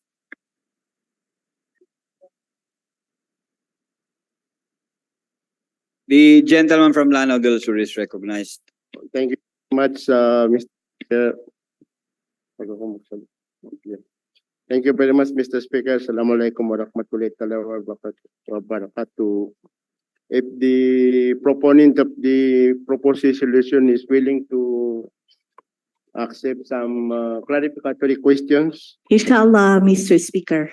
Yes, this is for the awarding or commendation of the winner of the Malaysian Quran recitation and memorization.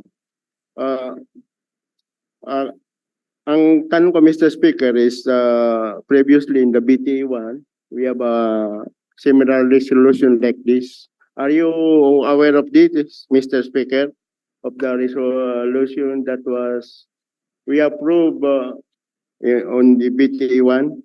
Yes, Mr. Speaker, I believe that our Deputy Speaker is referring to Resolution number 97, a resolution recognizing the top-ranked Bangsamoro Quran reciters who represented the country in various international Quran reciting competitions for around half a century since 1969, and this was adopted December 17, 2020.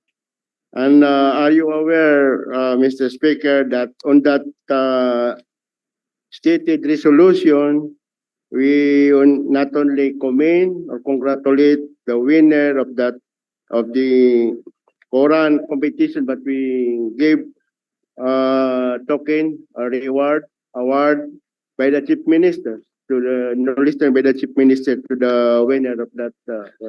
I am aware of that, Mr. Speaker. In fact, there is a proposed resolution number 306 that was adopted last January 19, 2023, amending that resolution, amending the approved resolution number 97 at nagkaroon nga po ng tama po kayo ng awarding ng plaques, and even the Office of the Chief Minister gave cash incentives sa mga top-ranked officials last year, Mr. Speaker. Yes, Mr. Nakita ko yung book. Yes, this resolution, proposed resolution, is for the commendation and congratulations. Yes, Mr. Speaker. And in the previous resolution that we approved by the Parliament is not only for the commendation and congratulations, but we give reward, cash reward or token reward to the winner of the competition. Yes, you are right, Mr. Speaker. In fact, we took note of that in the past resolutions that we passed in the Parliament, specifically the provision on providing tokens and to the top-ranked winners of Bangsamoro in the recitation and in the memorization of Quran. Are you, Mr. Speaker, are you in favor if we make some amendment of this resolution in order that it is be consistent with our previous resolution? As a matter of fact, Mr. Speaker, the resolution that was cited a while ago, yung approved resolution, is a continuing resolution. Parang yung mga nanalo ng mga Quran reading competition ay mabigyan natin ng award through the Chief Minister. Not only for congratulating or commending them, but giving them cash reward for their achievements in the field of Quran memorization and recitation, Mr. Speaker. So if the proponent, Mr. Speaker, will agree, we will make some amendments on your proposed resolution. Mr. Speaker, I believe I have that is a very commendable proposal in case the proponent wishes to amend and include that provision, Mr. Speaker. I am amenable to that. In fact, na-cite po niya, may precedent na po tayo. So if we can include that in the whereas provision, then this humble representation is amenable to it, Mr. Speaker. Yes, thank you very much, Mr. Speaker. That's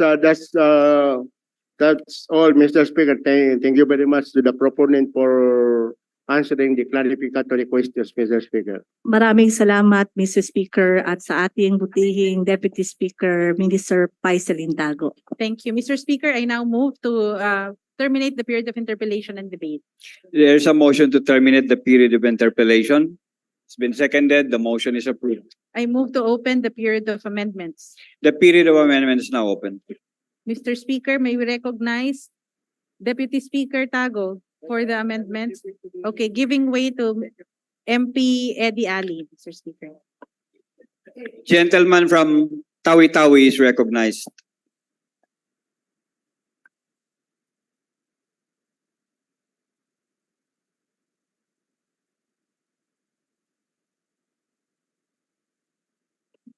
Mr. Speaker, if the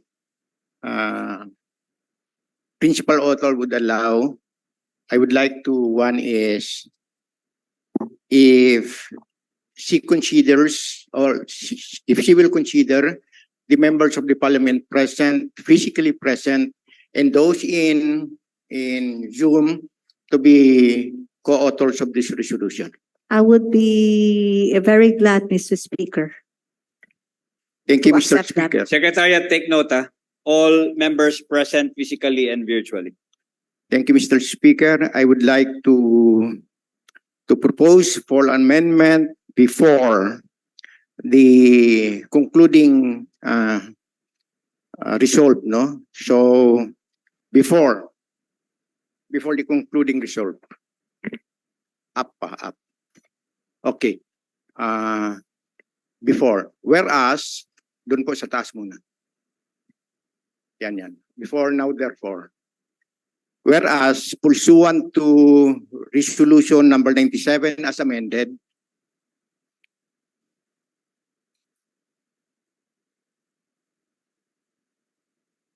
Miss, anong pangalan nito?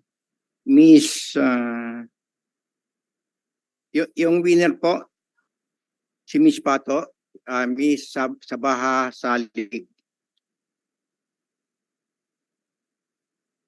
Saan ang pangalan doon? Yung pangalan, nandiyan na? Okay. Shall be given a plaque of appreciation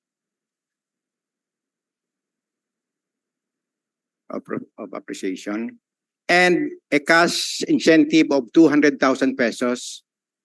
Shall be awarded a plaque of appreciation and cash incentive of 200,000 pesos.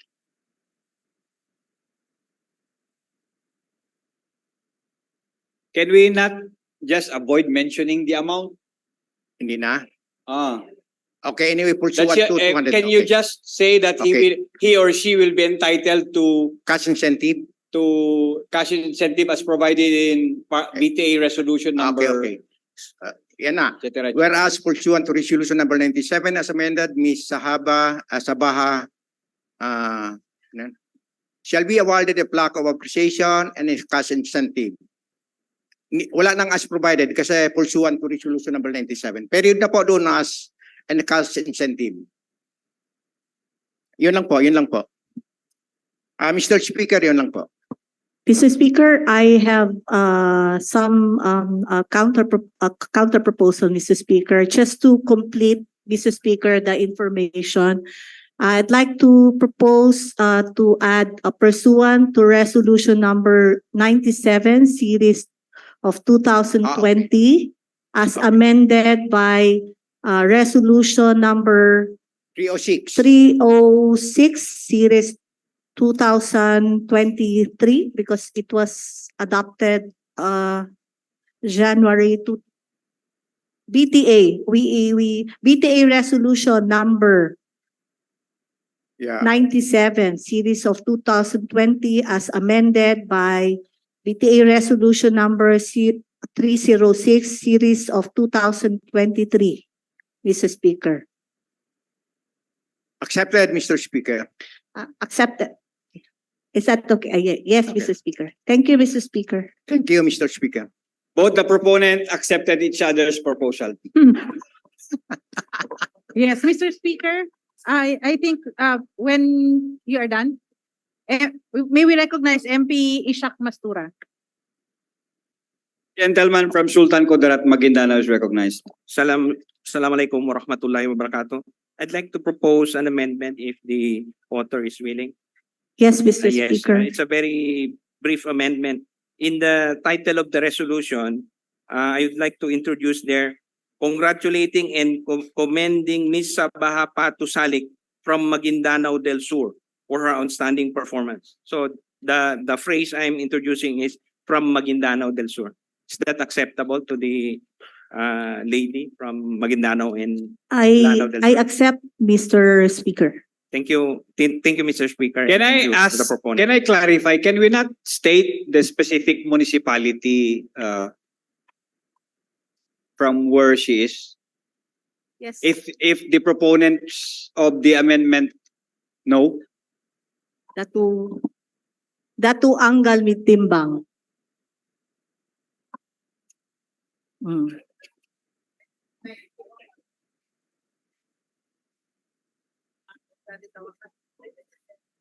Are you proposing, Mr. Speaker, to add that municipality in your proposal?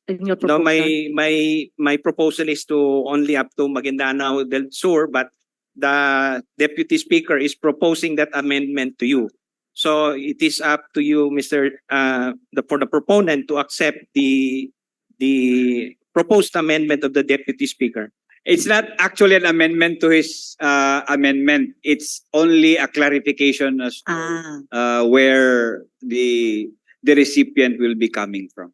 If there will be somebody else to move for that, I will. But for the meantime, I am just satisfied with Maguindanao del Sur. Unless the Speaker would like to. If I'm given the opportunity, I would like to include that also to give so that the municipality will be honored by his achievement. I accept that proposal, Mr. Speaker, to include Datu Anggal municipality. And since we are not only congratulating and commending, but we are also giving token, I am not sure if we have to include that also in the title. No need. Okay. Lord Leader, I think there are no more amendments. Yes, just to make sure, Mr. Speaker, that what is reflected in the title will also be reflected in the final resolution. Secretariat, take note. Thank you, Mr. Speaker. I now move to terminate the period of amendments. There is a motion to terminate the period of amendment. It's been seconded. I'm hearing no objection. The motion is approved. I move to approve proposed resolution number 399 as amended and subject to style. There is a motion to approve proposed resolution number 399, subject to style. It's been seconded. The motion is approved. Next, Thank you, Mr. Mr. Speaker. Is proposed resolution number 400. May we request the Secretariat to please read the title and the author? The Secretariat is directed to read the title of proposed resolution number 400, including the name of the authors and co-authors. Proposed resolution number 400 entitled a resolution requesting the Bangsamoro Information Office, BIO, and the Ministry of Interior Local Government, MILG, to establish a directory providing all the programs of different ministries in all barangays in the Bangsamoro region. Author, Member of Parliament, Susana Anayatin. Mr. Speaker, I move that we refer proposed resolution number 400 to the Committee on Local Government. There's a motion to refer proposed resolution number 400 to the Committee on Local Government. Any second? It's been seconded. The motion is approved. Next, Mr. Speaker, is proposed resolution number 409. May we request the Secretariat to please read the title, the author, and the co-authors. The Secretary is directed to read the title of proposed resolution number 409, including the name, the authors, and co-authors. Proposed resolution number 409 entitled, "A Resolution Congratulating Miriam Coronel Ferrer for being one of the laureates of the 65th Ramon Magsaysay Awards." Author, Member of Parliament, Susana Anayatin. Co-authors, Members of Parliament, Basir Utu, Ali Muntaha Babaw, Michael Mitimbang, and Eddie Ali. Mr. Speaker, I move that we treat proposed resolution number 409 as a simple resolution. Any objection? I'm hearing none. The motion is approved. Mr. Speaker, let me move to recognize MP Susana Anayatin. The lady from Dato Udin Sinswat Maguindanao is recognized.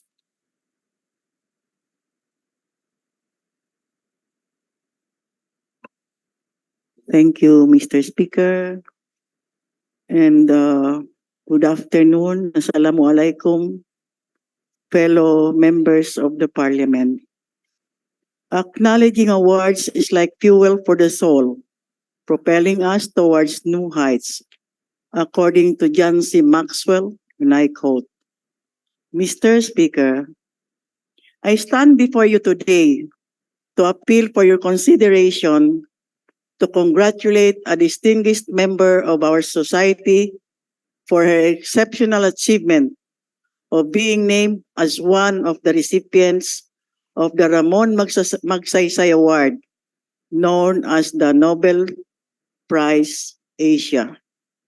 This award is bestowed upon individuals and organizations who have excelled in their craft and whose selfless service has offered their societies, Asia, and the world successful solutions to some of the most intractable problems of human development. Mr. Speaker, Ms. Ferrer dedicated her life to honing her craft, where her untiring labors have not only brought her to both national and international levels, but have also touched the lives of many people in terms of peace building and development, especially in the Bangsamoro region, as she was the chief negotiator in the peace talks between the government of the Philippines and the Moro Islamic Liberation Front, which led to the signing of the comprehensive agreement on the Bangsamoro in 2014. This achievement indeed embodies the spirit of the Ramon Magsaysay Award, which honors those who have demonstrated their unselfishness in pursuit of the nation's development, success, and other patriotic causes. Indeed deserves to be honored and applauded. Hence, the approval of this resolution is being earnestly sought. Thank you, Mr. Speaker. Mr. Speaker, there being no member of the Parliament who wishes to intervene. Madam Floor Leader, Mr. Speaker. Yeah, the gentleman from Sulu is recognized. I just would like to make some clarification based on the readings I have heard earlier of the resolution, if it is allowed. I therefore would like to move to open the period of interpellation and debate, Mr. Speaker. Yes, the period of interpellation and debate is now open. Please proceed. Yes, thank you, Mr. Speaker, Madam Floor Leader. Madam Sponsor, would you yield to a few clarificatory questions? Yes, Mr. Speaker. I heard earlier that they used the word dedicated her life. Is Madam Ferrer still alive, or with all due respect? Mr. Speaker, she's still alive. Yes, maybe in the period of amendments we can just correct some words, maybe dedicated her work, dedicated her, hindi po her life, parang it may connote something different, di ba? Or work, or research, her time. Siguro doon sa amendments, pwede natin gawin yun. Yes, period. Mr. Speaker, I yield. Thank you, thank you. Madam Floor Leader, Mr. Speaker, I'll wait for the period of amendments. Thank you, Mr. Deputy Speaker. Mr. Speaker, I now move to terminate the period of interpellation and debate.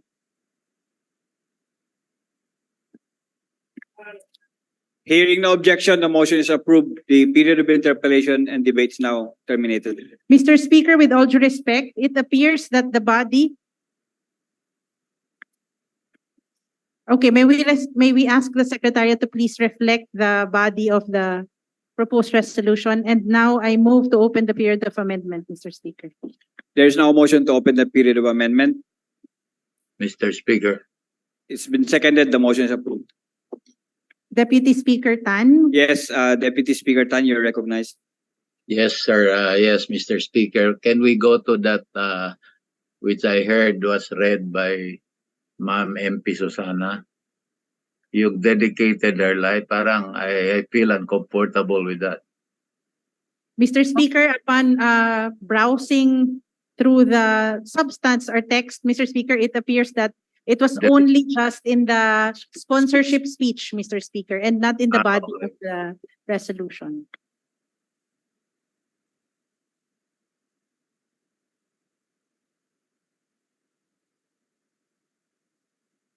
Dito lang. Then if that is not in the body or anywhere in the resolution, I am keeping my peace and thank you very much. Thank you, Mr. Speaker. Thank you. And may I manifest that I be included in your resolution if the sponsor will accept.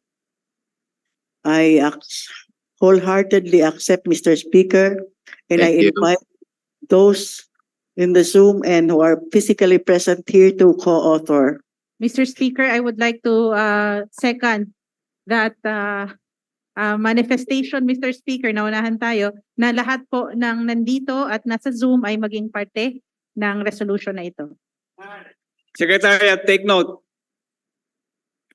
Mr. Speaker, with this, I move to approve proposed resolution number 409, subject to the inclusion of all members present, Mr. Speaker.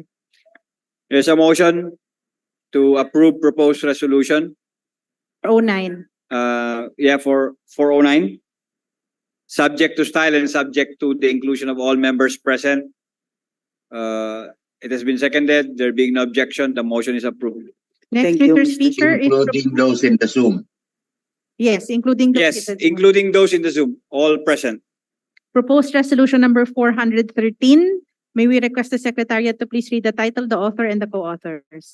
The Secretary is directed to read the title of proposed resolution number 413, including the name of the authors and co-authors.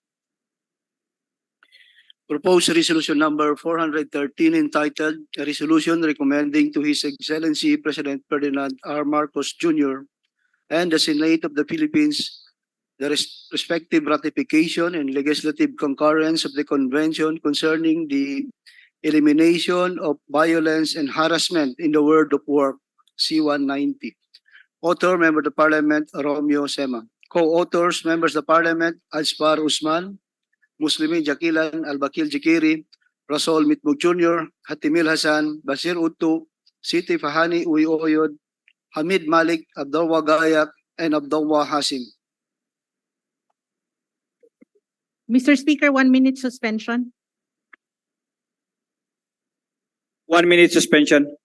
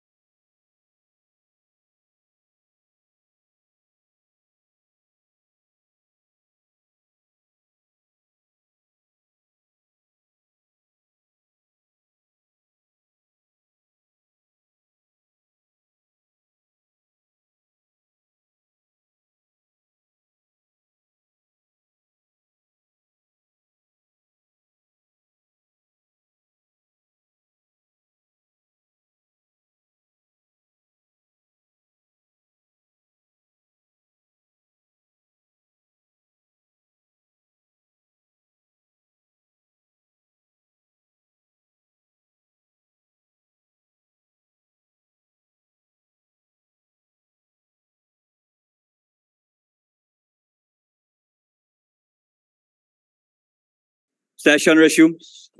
Mr. Speaker, I move that we refer proposed resolution number 413 to the Committee on Labor and Employment. There is now a motion to refer proposed resolution number 413 to the Committee on Labor and Employment. It's been seconded. There being no objection, the motion is approved. Mr. Speaker, I know that we have already approved it, but can we modify and include the Committee on Rules, Mr. Speaker? Yes. With the modification that also be referred to the Committee on Rules. Yes, Mr. Speaker. Mr. Speaker, next is proposed resolution number 415. May we request the Secretariat to please read the title, the author, and the co-authors. There's now a motion to Secretariat, please read the title of proposed resolution number 415, including the name of the authors and co-authors. Proposed resolution number 415 entitled A Resolution Inviting the Officials of Civil Aviation Authority of the Philippines, CAAP, Department of Public Works and Highways, DPWH, Region 12, Ministry of Transportation and Communication, Bangsamoro Airport Authority, MOTC, BAA, and airport managers of the Philippine Airlines, PAL, and Cebu Pacific, Cebu PAC, to shed light on the status of the rehabilitation of the Awwal Airport in Bangsamoro Autonomous Region in aid of legislation. Authors, Members of Parliament, Abahintan Ampatuan. Co-authors, Members of Parliament, Liza Alamia, Amir Bahar Mawalir, Suhardo Ambuludto, Don Mustafa Loong, Rasol Mitbug Jr., Rasul Ismail, Tawakal Mitimbang, Japar Apollo Mikael Matalam, Michael Mitimbang, Basir Utu, Khalid Maamor Hajabdawa, and Romeo Sema. Mr. Speaker, I move that we treat proposed resolution number 415 as a simple resolution. There is a motion to treat proposed resolution 415 as simple resolution. It's been seconded. The motion is approved. May we recognize MP Baintan Ampatuan? The lady from Maguindanao del Sur is recognized. And Cotabato City. Thank you very much, Mr. Speaker. Mr. Speaker, we all know that the Cotabato Airport until now is temporarily closed to commercial flights. And it has been 3 months since its closure. And this has brought us so much inconvenience,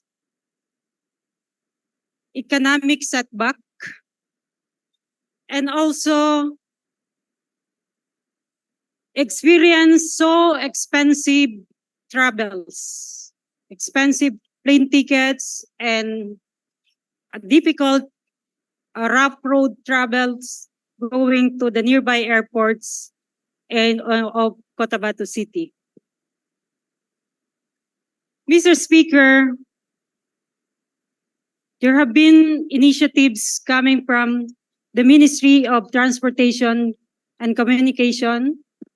We know that there were a series of meetings that have been done with their partners. There were at least 2 privileged speeches that were rendered by our colleagues, and also an ocular visit to Awwal Airport by a group of members of Parliament. But until now, Mr. Speaker, the status of the rehabilitation of the runway as well as the terminal building is still uncertain. Well, it is true that when you Google the Philippine Airlines and the Cebu Pacific websites, you can already book by October 1, 2023. But upon asking some of the authorities whether it's certain that we can already use the airport by October 1, they cannot give us the straight answer of yes. And that's why, Mr. Speaker, we want to call the attention of those authorities, especially coming from the Civil Aviation Authority of the Philippines, the DPWH Region 12, who is in charge of the rehabilitation, the Ministry of Transportation and Communication, Bangsamoro Airport Authority, the airlines, specifically the Philippine Airlines and the Cebu Pacific officials, to a meeting before these members of parliament in order for them to inform us of the real status of the Cotabato or the Awang Airport. And that's why, Mr. Speaker, we filed this resolution in order for us to immediately call them for a dialogue perhaps, so that we will know the real status of our airport. Thank you very much. Wassalamualaikum warahmatullahi ta'ala wabarakatuh. Thank you, Mr. Speaker. Is there anyone who would like to interpolate? Okay, hearing none, Mr. Speaker. Question. Who will shoulder the expenses for travel of those who you will invite into Mr. Speaker, we believe that CAAP is a government entity. DPWH is a government entity. MOTC is also a government entity. The Cebu Pacific and Philippine Airlines local officials are in Cotabato City. So I guess we don't have a problem about the expenses. No more question. Thank you, Mr. Speaker. I would like to make an omnibus motion to dispense with the period of interpellation and debate and the period of amendment. There is now a motion to dispense with the period of interpellation amendment and for the approval of the proposed resolution subject to style. Mr. Speaker, before the approval, I would like to request, because I didn't include it in the resolution, that the Committee on Transportation and Communication should convene immediately, preferably on Tuesday. On Tuesday, Mr. Speaker, because we should know before October 1 what is the status, Mr. Speaker. I am. 1 minute suspension.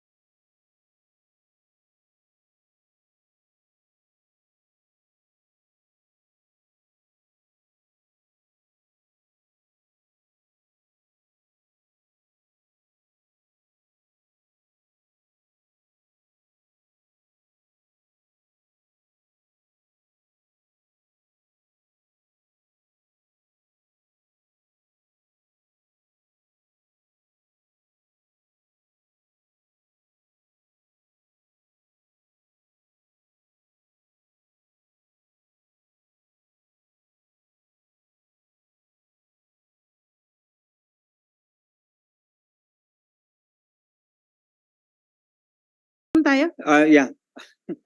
Session resumes. Mr. Speaker, I move to reopen the period of amendment. Any objection? Hearing none, the motion is approved. May we recognize Deputy Speaker Paisalintago, Mr. Speaker. I think the amendment there is that to furnish the Committee on Transportation and Communication a copy of this resolution, and for them to immediately convene and invite CAAP. Yes, the amendment, Mr. Speaker, is that we furnish immediately the offices mentioned therein, because definitely it will be furnished to the Committee on Transportation and Communication. But the offices mentioned therein, this resolution will be furnished to them, and the committees should conduct convene the committee on transportation committee should convene immediately, not later than September 26 as coached to me by the author. Proposal accepted, Mr. Speaker. Thank you very much. Secretariat, did you copy? Oh. Yung mga na-mention na opisina, immediately we should furnish them. Dapat bukas na ma-furnish na sa kanila. Yeah. Oh, through emails para madala. The CAAP, the DPWH Region 12, the airline, Philippine Airlines, and the Cebu Pacific. And for the committee to immediately convene. Yeah. Okay, Secretariat, take note. The amendment has been accepted. Floor leader?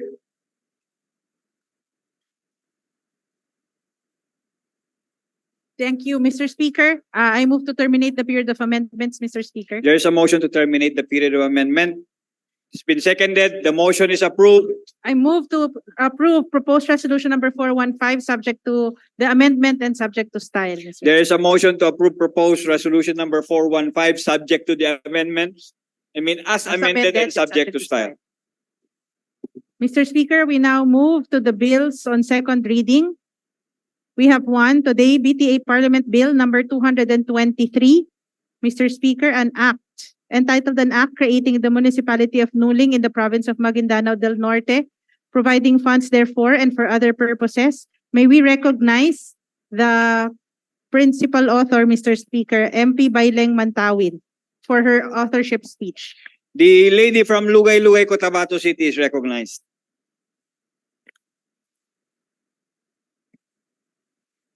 Yes, thank you very much, Mr. Speaker.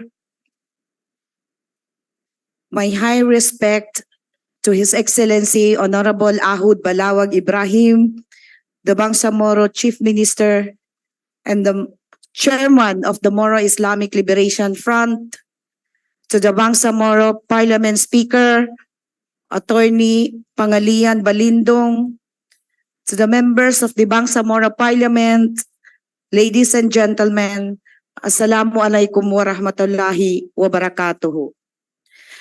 I stand before you today to address a matter of utmost significance, one that calls for our attention and collective action. It is with great sincerity and a deep commitment to the welfare of the Bangsamoro people that I present this sponsorship speech advocating for the creation of the municipality of Nuling within the province of Maguindanao del Norte. This proposed bill aims to 1. Foster equitable distribution of resources, 2. Expedite development, and 3. Provide equal opportunities for all residents in the region. Sultan Kudarat Municipality stands as one of the largest municipalities in terms of land area within Maguindanao del Norte. Its vast expanse, however, poses significant challenges in terms of governance, resource allocation, and service delivery. It is high time for us to address these challenges and ensure that each community within Sultan Kudarat can flourish and prosper in an inclusive manner. The creation of the municipality of Nuling within Sultan Kudarat is a step towards fostering more efficient administration and governance.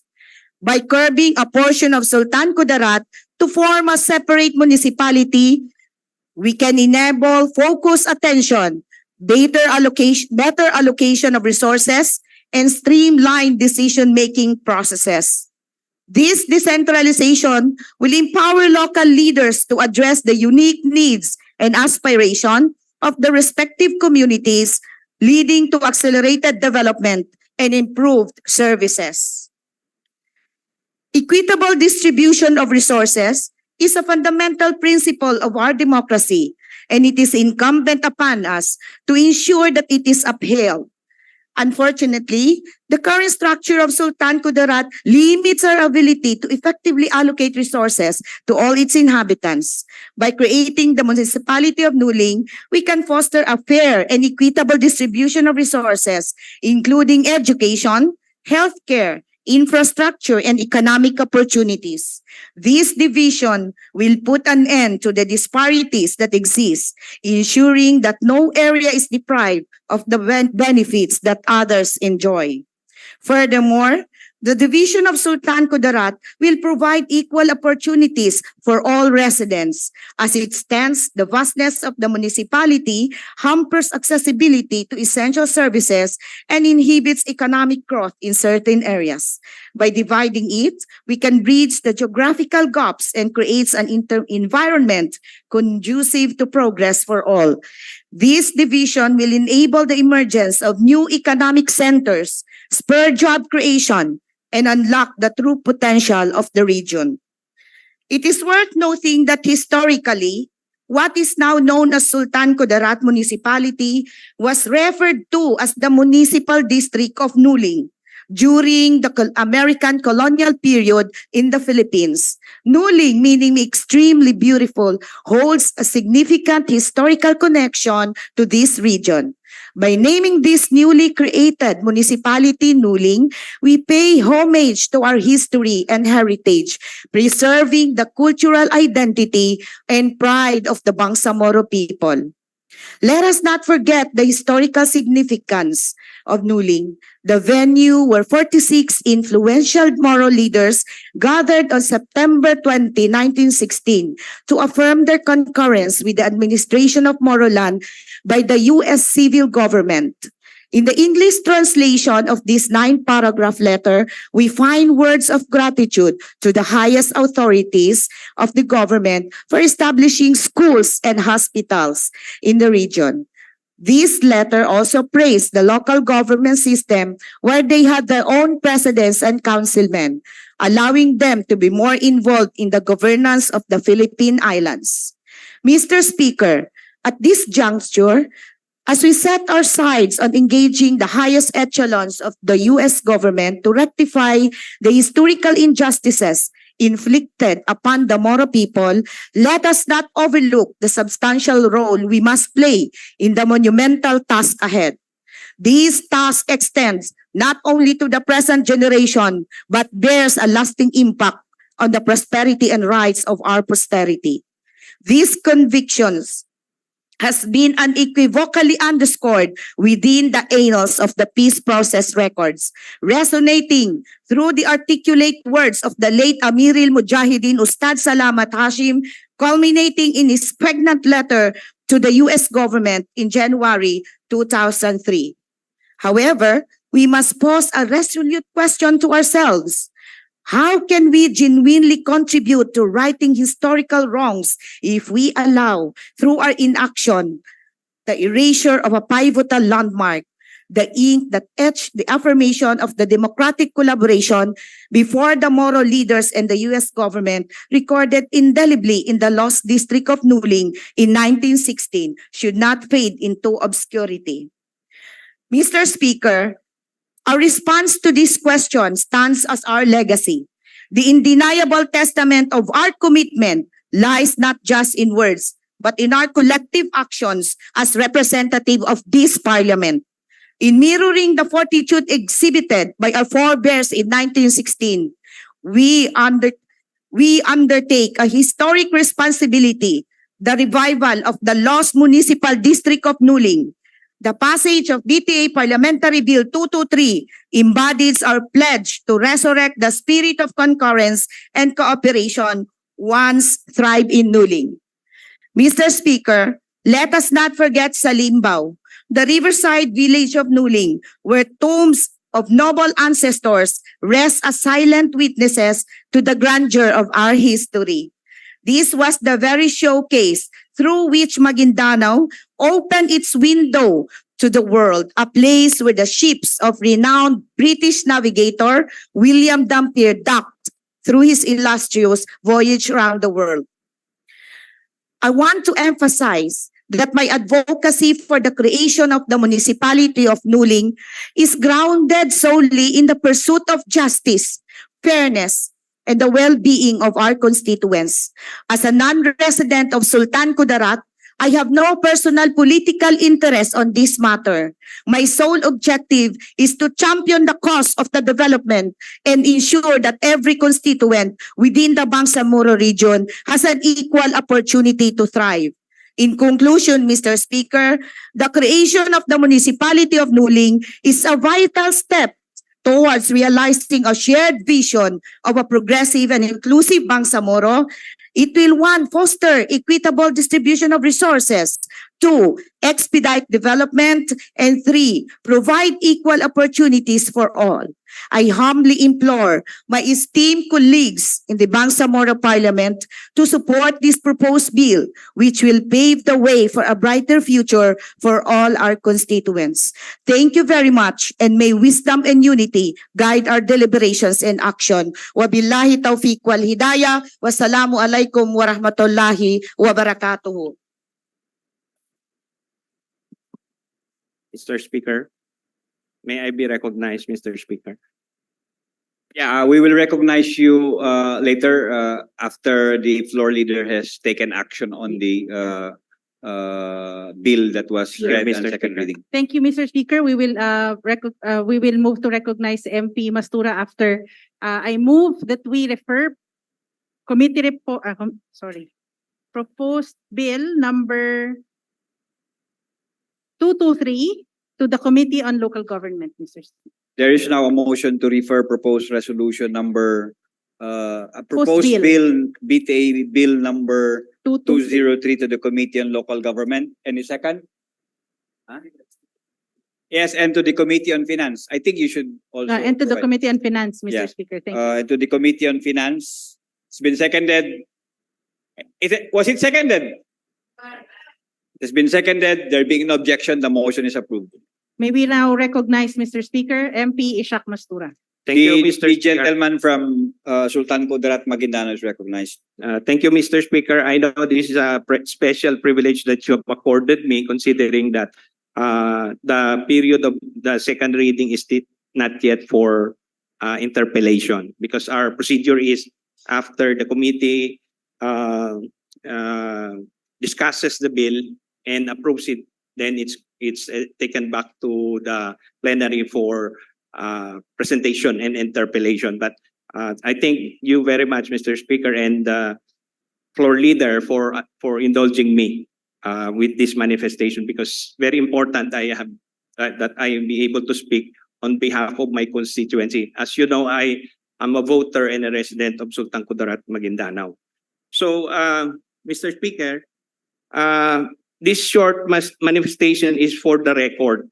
Number one, that I am reiterating my continuing objection to this bill number 223, bills number 190, 191, dividing the municipalities of Sultan Kudarat and Atuodin Sinsuat, Maguindanao del Norte respectively, and similar bills based on the grounds I laid down in my letter to Speaker Ferdinand Martin Romualdez of the House of Representatives, dated July 3, 2023, copies of which were furnished to the Chief Minister, the BTA Speaker, the Office of the President, BARM Congressmen and Congresswomen, all the members of the Secretariat of this august body.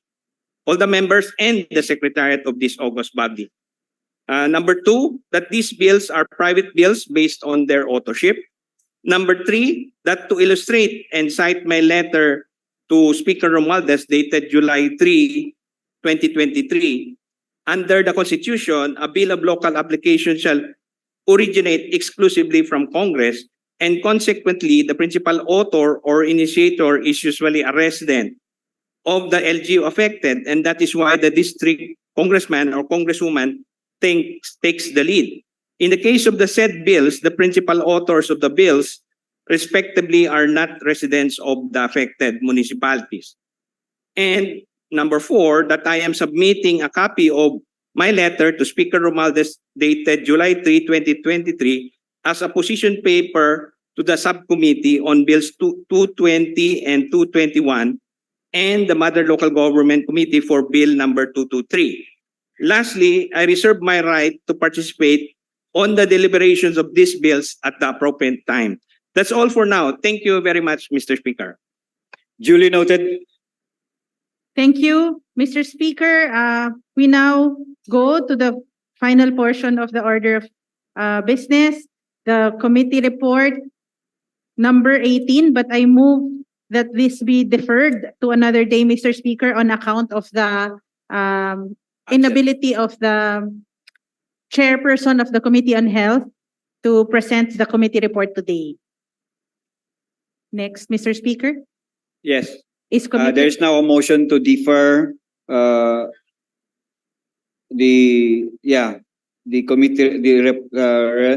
of the report of the committee report number 18. It's been seconded.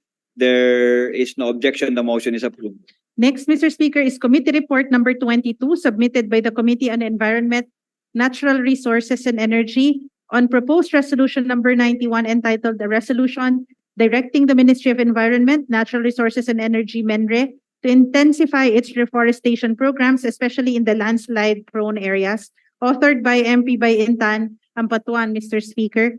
The committee chair is here, Mr. Speaker. Therefore, may I I would like to move that we adopt committee report number 22 for presentation, Mr. Speaker. And there is now a motion to adopt the committee report number 22 for deliberation.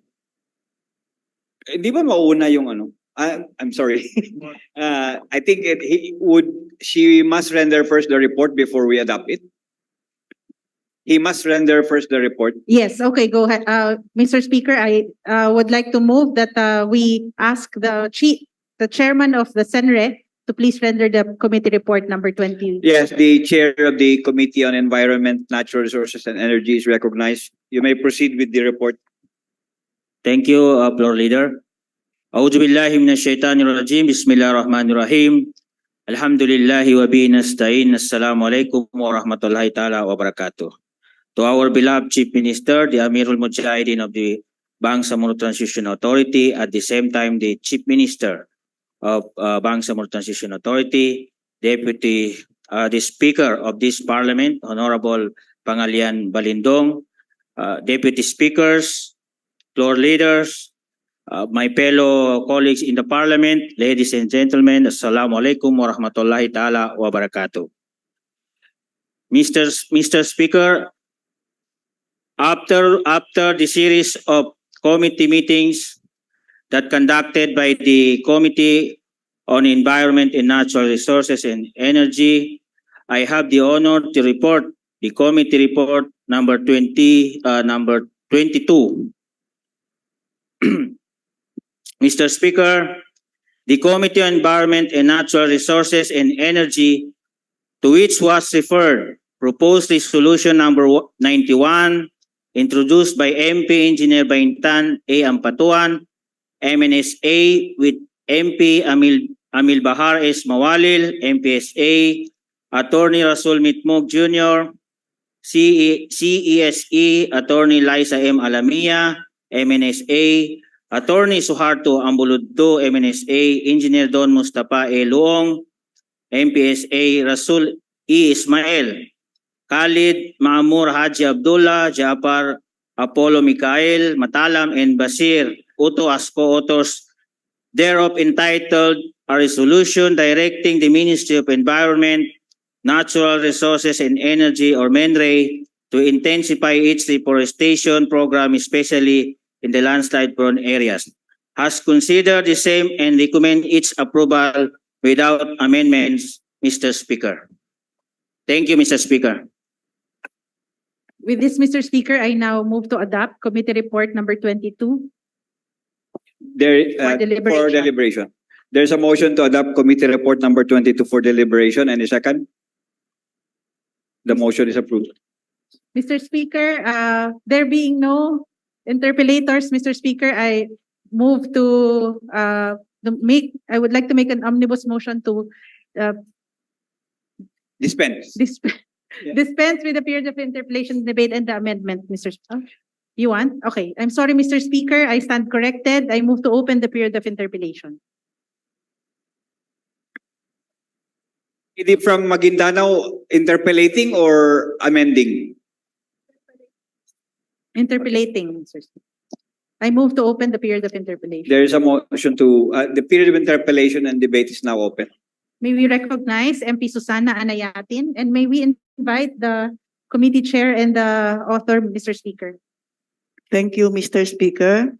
Ang concern ko lang po is, do we have a record of landslide-prone areas in the BARM? Meron na po ba tayong listahan or directory of these landslide-prone areas in the BARM? The chair of the committee.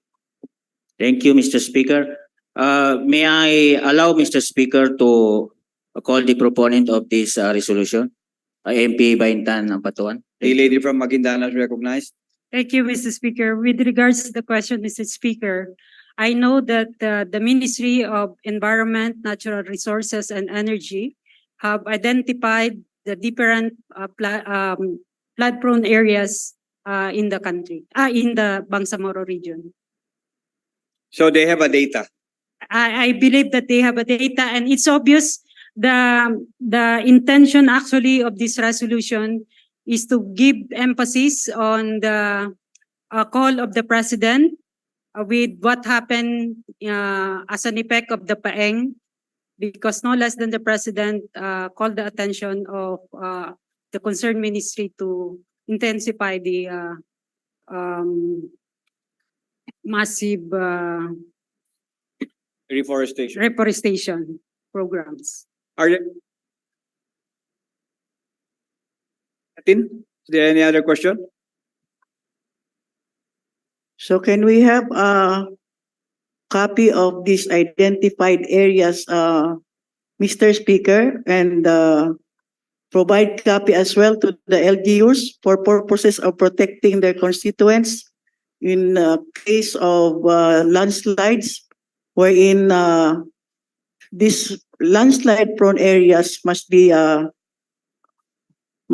secured, and that some signages must be placed in there so that the constituents will not build their houses or find livelihood opportunities in these landslide-prone areas, Mr. Speaker. Mr. Speaker, I think we should request the concerned ministry to give it to us, if only to satisfy the request of MP Anayatin. Yes, Mr. Speaker, because if we will not provide copies of these landslide-prone areas in the communities, it could be na doon pa rin po sila maghahanap buhay o magpapatayo ng bahay pag hindi sila informed that these are landslide-prone areas or very dangerous for them. Just like what happened in Kusyong during the Paeng, Mr. Speaker. Ginawa pang housing project yung paanan ng bundok.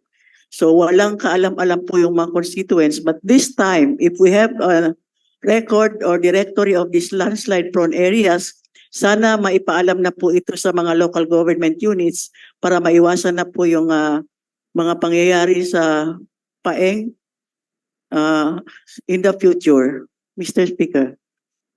Yes, Mr. Speaker, if there is a need, then we can include in one of the whereases that we will require the MENRE to identify and publish the flood-prone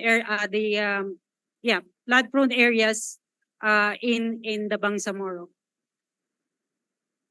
Thank you, Mr. Speaker. We look forward to that action. Thank you, Mr. Speaker. I move to terminate the period of interpellations. There's now a motion to terminate the period of interpellation debate. Any second? There being no objection, the motion is approved. I move to open the period of amendment, Mr. Speaker. Yes, there is a motion to open the period of amendment. It has been seconded. Hearing no objection, the motion is approved. Okay, Mr. Speaker, hearing from MP Anayatin earlier, there would be a proposed amendment to include a whereas clause. Who will introduce the proposed amendment? MP Anayatin. The lady from Maguindanao is recognized. Thank you, Mr. Speaker. If I may suggest, and if the proponent is amenable, can we add or ask directing the Ministry of Environment to come up with a list of landslide-prone areas and May I cut you there? May I cut you there? I think the previous phrase is already sufficient, that the Ministry of Environment, Natural Resources and Energy is directed to come up with a list of flood-prone areas and facilitate the publication thereof. Can we also add that copies, Yes, to submit, copies publish. of this be provided to the local government units? To submit the list of flood, to submit and publish, to submit a list and publish the list of flood prone areas. Landslide prone areas, Mr. Chair. Flood prone and landslide prone areas. Subject to style, Mr. Speaker. Will read, Mr. Speaker, if I may, whereas the Ministry of Environment, Natural Resources and Energy, should it be in the resolution portion, dispositive, Mr. Speaker, or in the whereas? I think in the conclusion. Yes, Mr. Speaker. Yeah. So After na. Wherefore. Wherefore. So where resolved further, Resolve further.